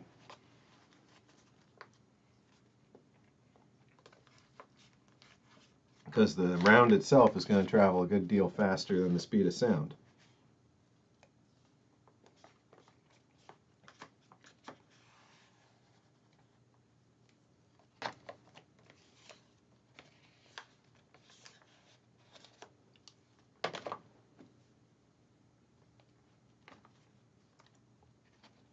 All right. Mashed potatoes done. Finish up a couple last bites of this.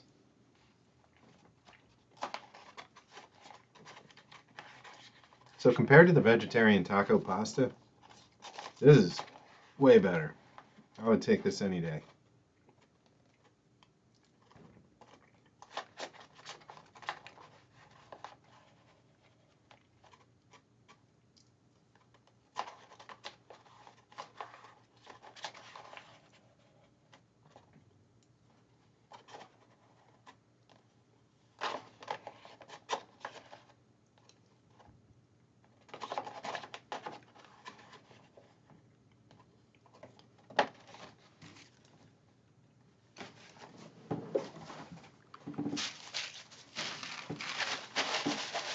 All right, great big napkin. Always appreciated.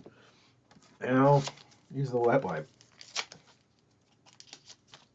which is plenty damp.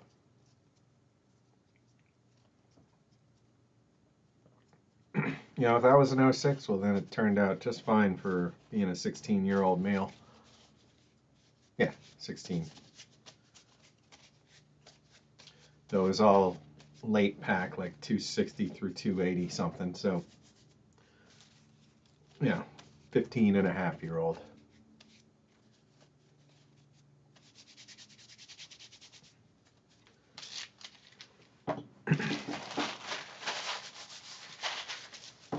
Hit the spot, though.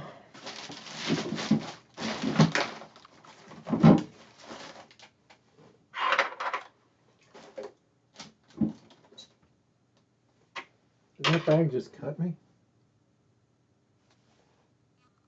Yeah, just a little bit. All right.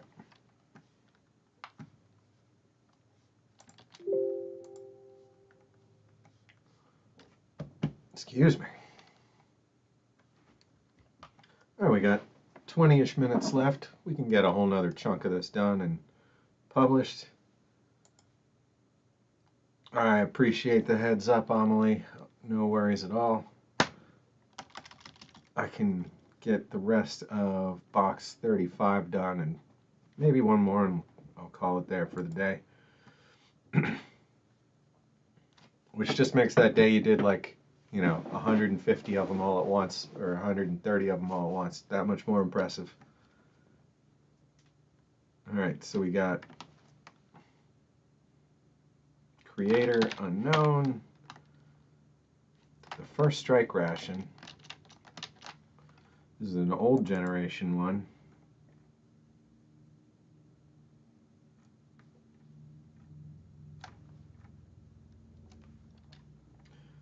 But I don't think it...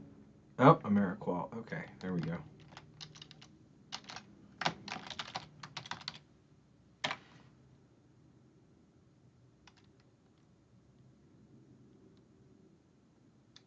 Changing dry tech to all capitals. Okay. I agree with Ben. Tabasco's a must. That really, really improved the rest of that one. Although it was good either way. Very happy with that totem. And totems are, they're reduced calories, so, that didn't have any candy. The entrees are basically the same. It had crackers and peanut butter. Oh no, it did have candy. What am I talking about? It had a great big frickin' bag of candy. It had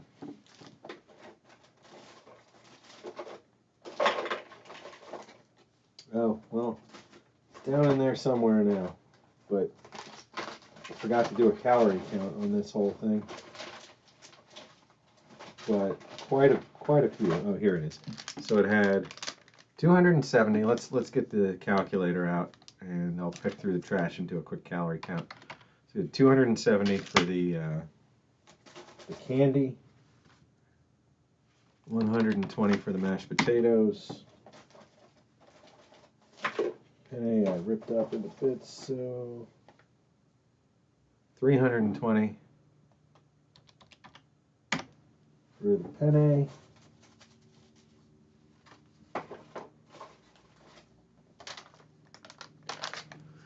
$180 for the crackers. That's normal. That's the same as standard crackers, since we have something that we can compare directly against.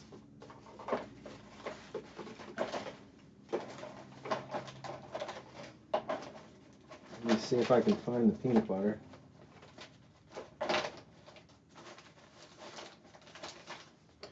The peanut butter is $2.50. Oh.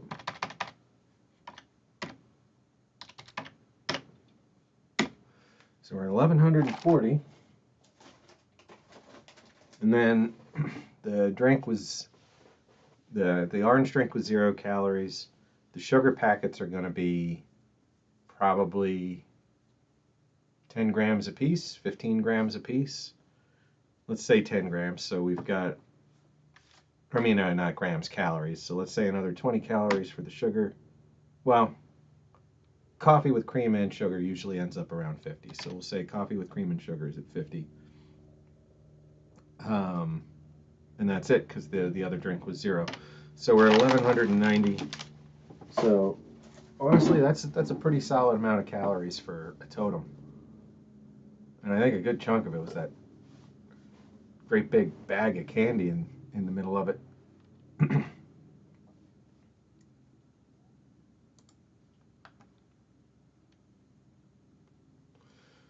All right, Croatian one. We could try some translating and see if so this is just three translations of oh wait, let's see. Oh, produced according to, and then a standard. So that's it. Doesn't say the maker on it.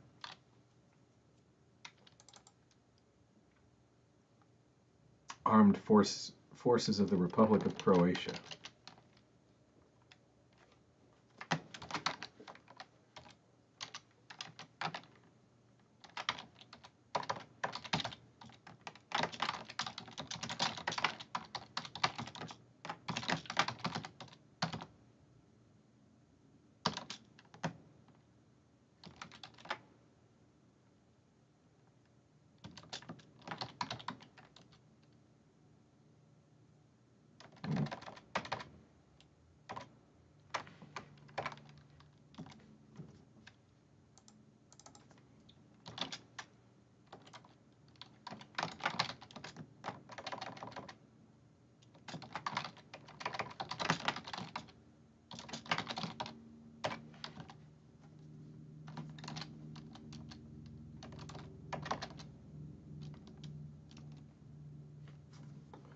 Let's see, 24 hour, 24 HR. Yeah, okay, we're using 24 HR. Hey, you don't have a maker. Jordan Electronic, or a subject. You have no tags.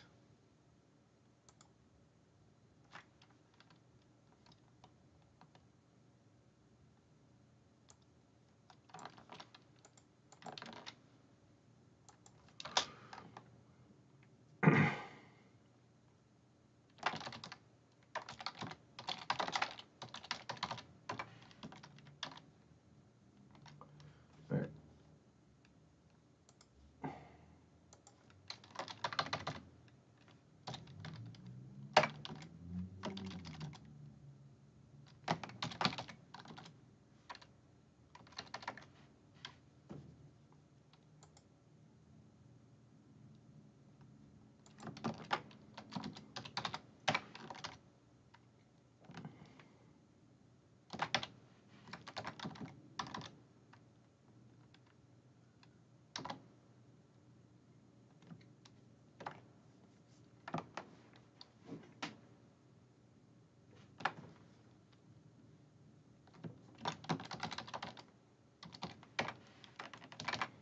Oh, first one. All right.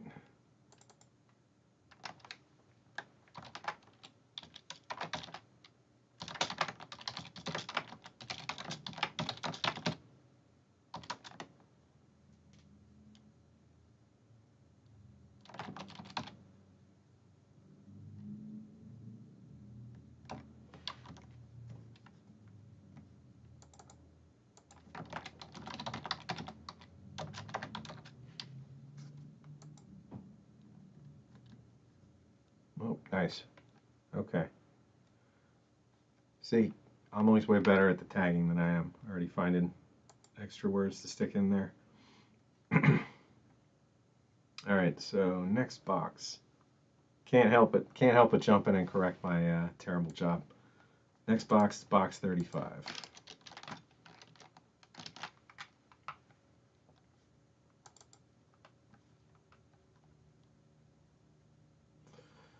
All right, we got, I mean, honestly, these are civilian, I think. I forget if I marked them as such.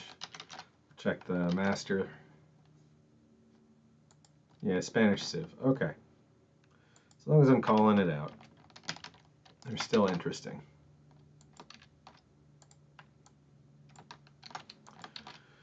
So we got 3H, 1A, 1B, regular, A5, B3.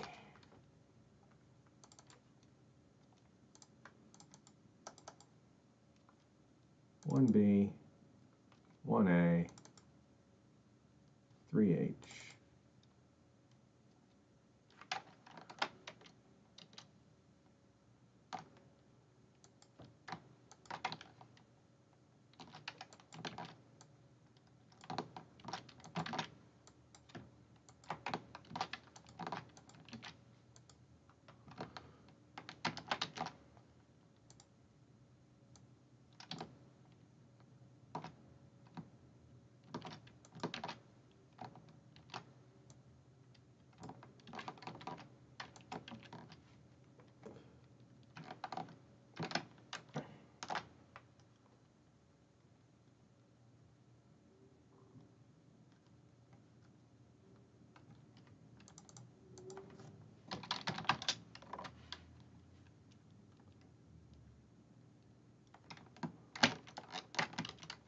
Let's see, were these 24-hour rations?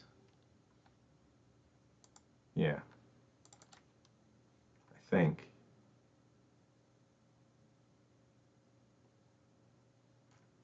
Now I'm not sure. I did have big ones and I had.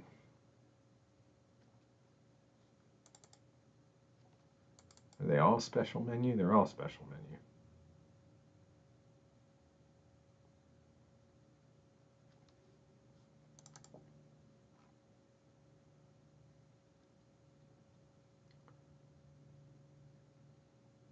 I think these are 24-hour.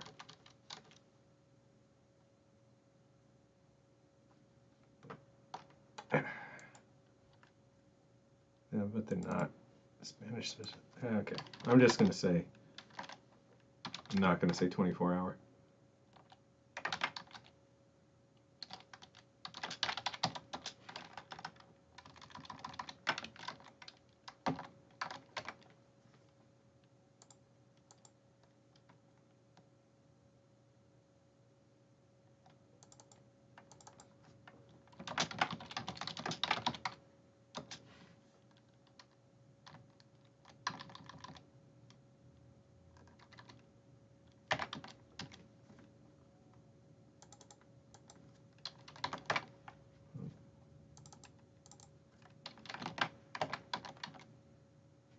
What did I screw up?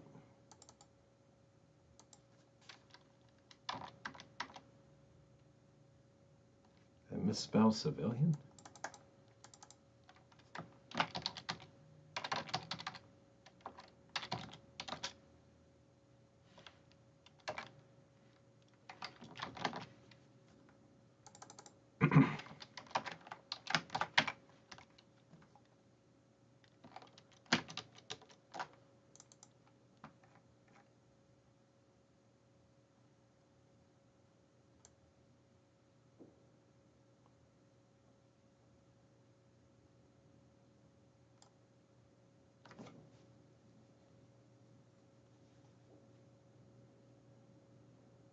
Hmm.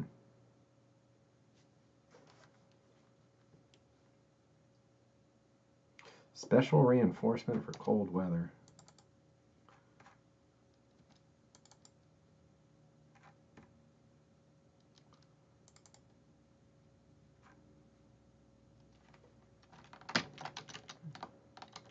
At least I think they're civilian.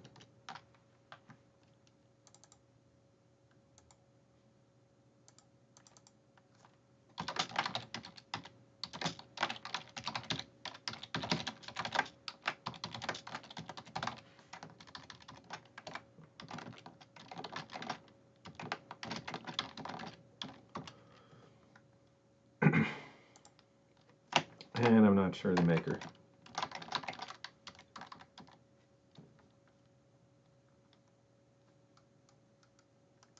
Oh shoot, did I not do any of the pictures for box 34?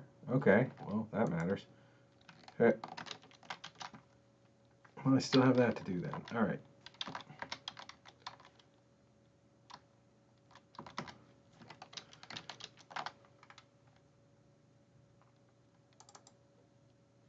Alright, so we're going to need, we're starting at 3, we got 3, 5.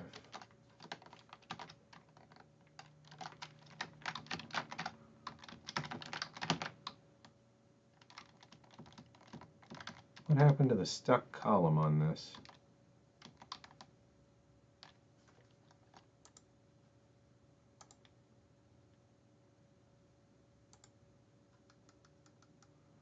Must have refreshed or something.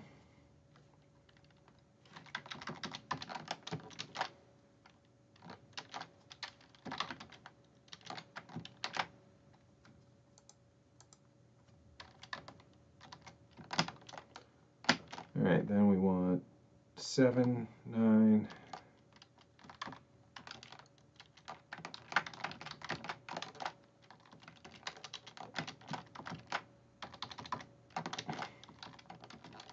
11,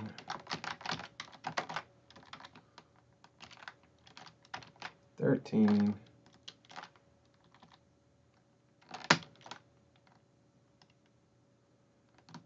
15, 16, or 15 and 17.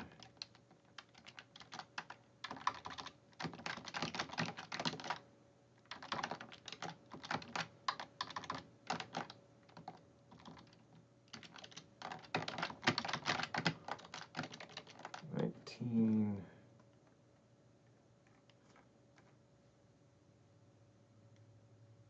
21, and 24.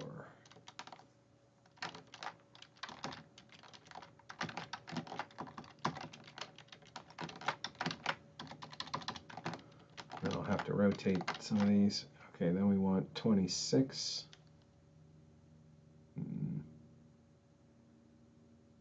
Yeah, 26, 27, 29, 31.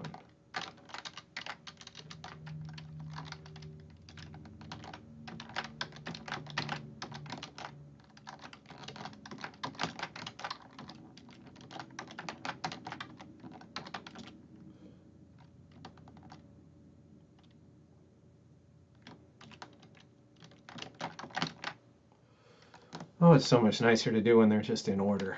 All right, there we go. That one was fine. Now we just rotate some of these and we're good. So we're going to rotate those, these,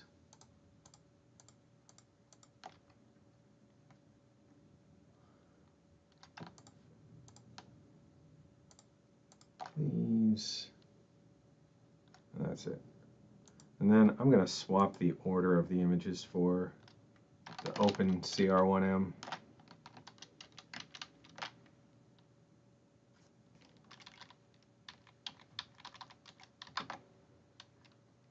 I'm just going to go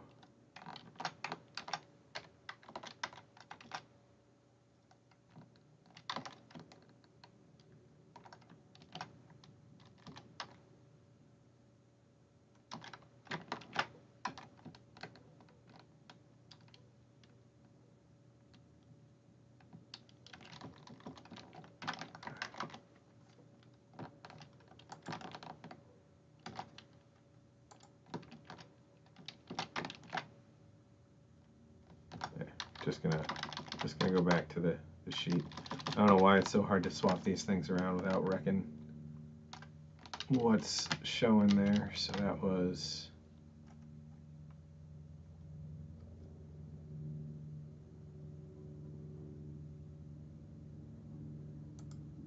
no.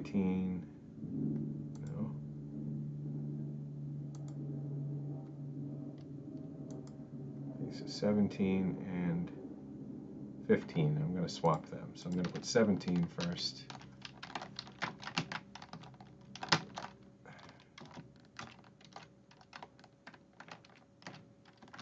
Alright, whatever. I don't understand why it doesn't work the same way every time. Doesn't matter though. Doesn't matter. So that's that.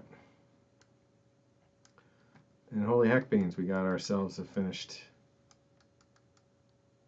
chunk again. So take that, download it.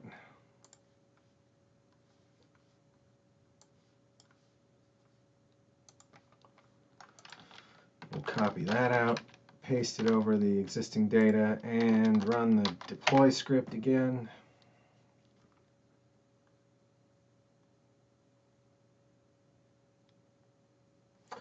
And it's taking a little longer every time to generate the whole site. That's all right. At the current rate, it looks like it'll eventually take about 15 seconds, maybe 20 seconds to produce the whole thing from scratch. So I think that's okay.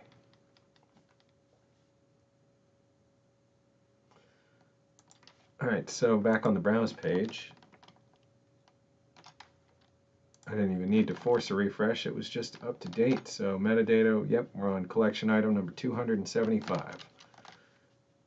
So added another 60-ish items in there.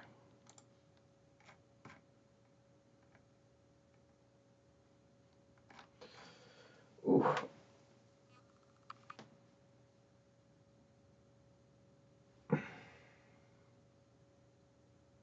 I opened which one on a stream?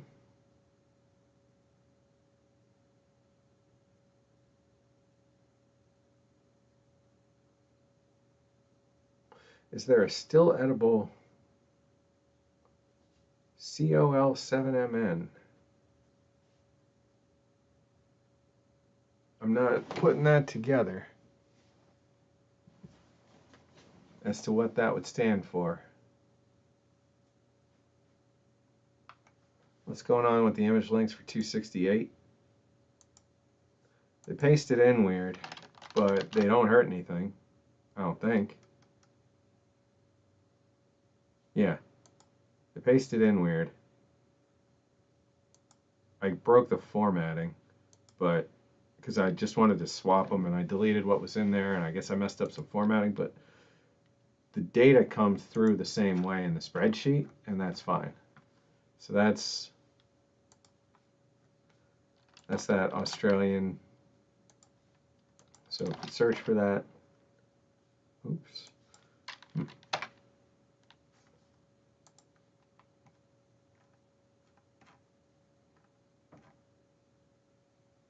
Yeah, that comes through.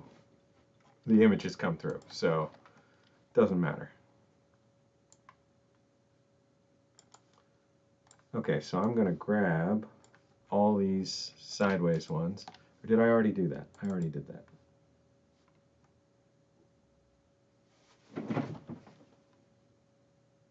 But I just threw it away, so let's see.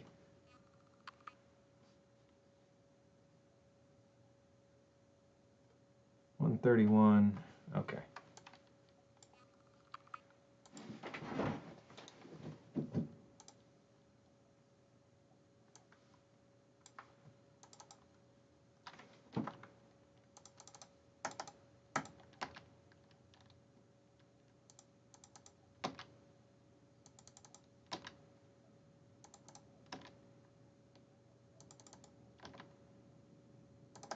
Just going to rotate the rest of these, put these back up, and then call that a good stopping point for today. Touchpad, wait. Still edible column? Column. Oh, still edible column in the spreadsheet. Oh, I'm thinking like column is in like unit of forces or something. Is there still edible column? No. Although I am going to need to mark like tradable, because we are going to have things that are currently listed in the collection that are going to be open to trade.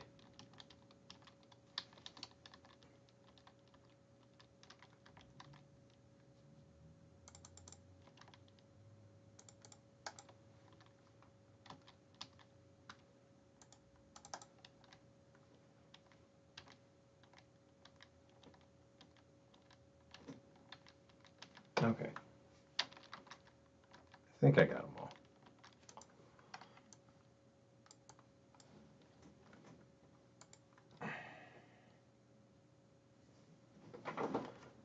Actually, I gotta hit the bathroom. I'll be right back.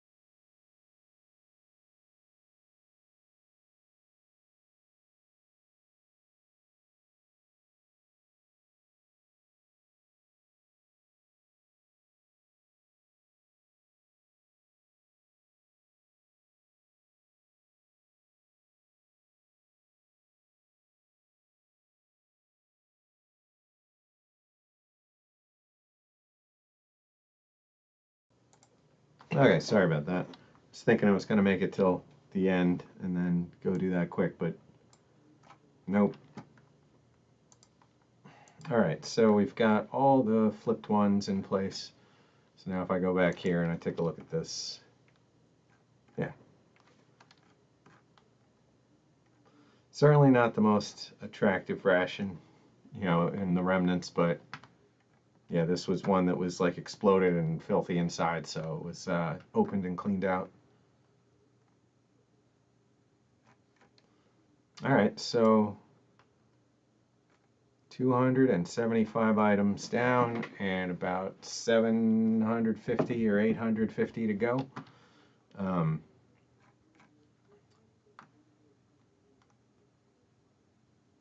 yeah, there's still quite a bit to get through. Oh, meal kit supply prices. Geez, I don't know. I mean, they should be less than MREs, but they never tend to be, do they? They're okay. Um, for a while there in Canada, they were like the best option for non-IMPs, but yeah, if you can get IMPs, they're better. Um, and I'm not sure if you're up in Canada. If you're in the States, yeah, there's a ton of options that traditionally are better. I don't know. I haven't had an MKS in like at least 5 years or more. So they, like anything else, they could get better, they could get worse. Um, I've said it before, I'll say it again. My favorite civilian ones that ever got produced were those MRE Nation ones from Black Dog Bob. Like, he put a lot of care into sourcing good components for those things, and the variety of them was just awesome. So, I mean, I miss them. If something like that springs up again, I'd be excited. But I only have like one left, maybe, or none left at this point. I know Smokey's got a couple, but for the most part, I ate them. They were friggin' fantastic. Um, and then, the A packs are pretty low on the totem pole, but the low sodium, so Patco ones, they're definitely the lowest rung for me. I would take the civilian A packs over those. Yeah, Minotaur, I guess, yeah, Minotaur freeze dried stuff. I've only had one. I have a case, but I haven't dug into the rest. Actually, no, I never had the actual freeze dried. So I don't know. I mean, I have them. I've given some away. That's why I'm missing a couple. Um, but one of these days, I should bust open one of those Minotaur 24-hour freeze dried rations and try it. Um, Looked good. But anyway, guys, I think we're gonna wrap it up here. It's been a fun Sunday. Got a bunch more done. I just realized I was showing you guys the code screen again and not what I was looking at over here on the site for a little bit, but that's all right. I appreciate everybody coming out and spending time. If you could hit that like button down in the bottom, it'd be much appreciated. I'll be back next Sunday.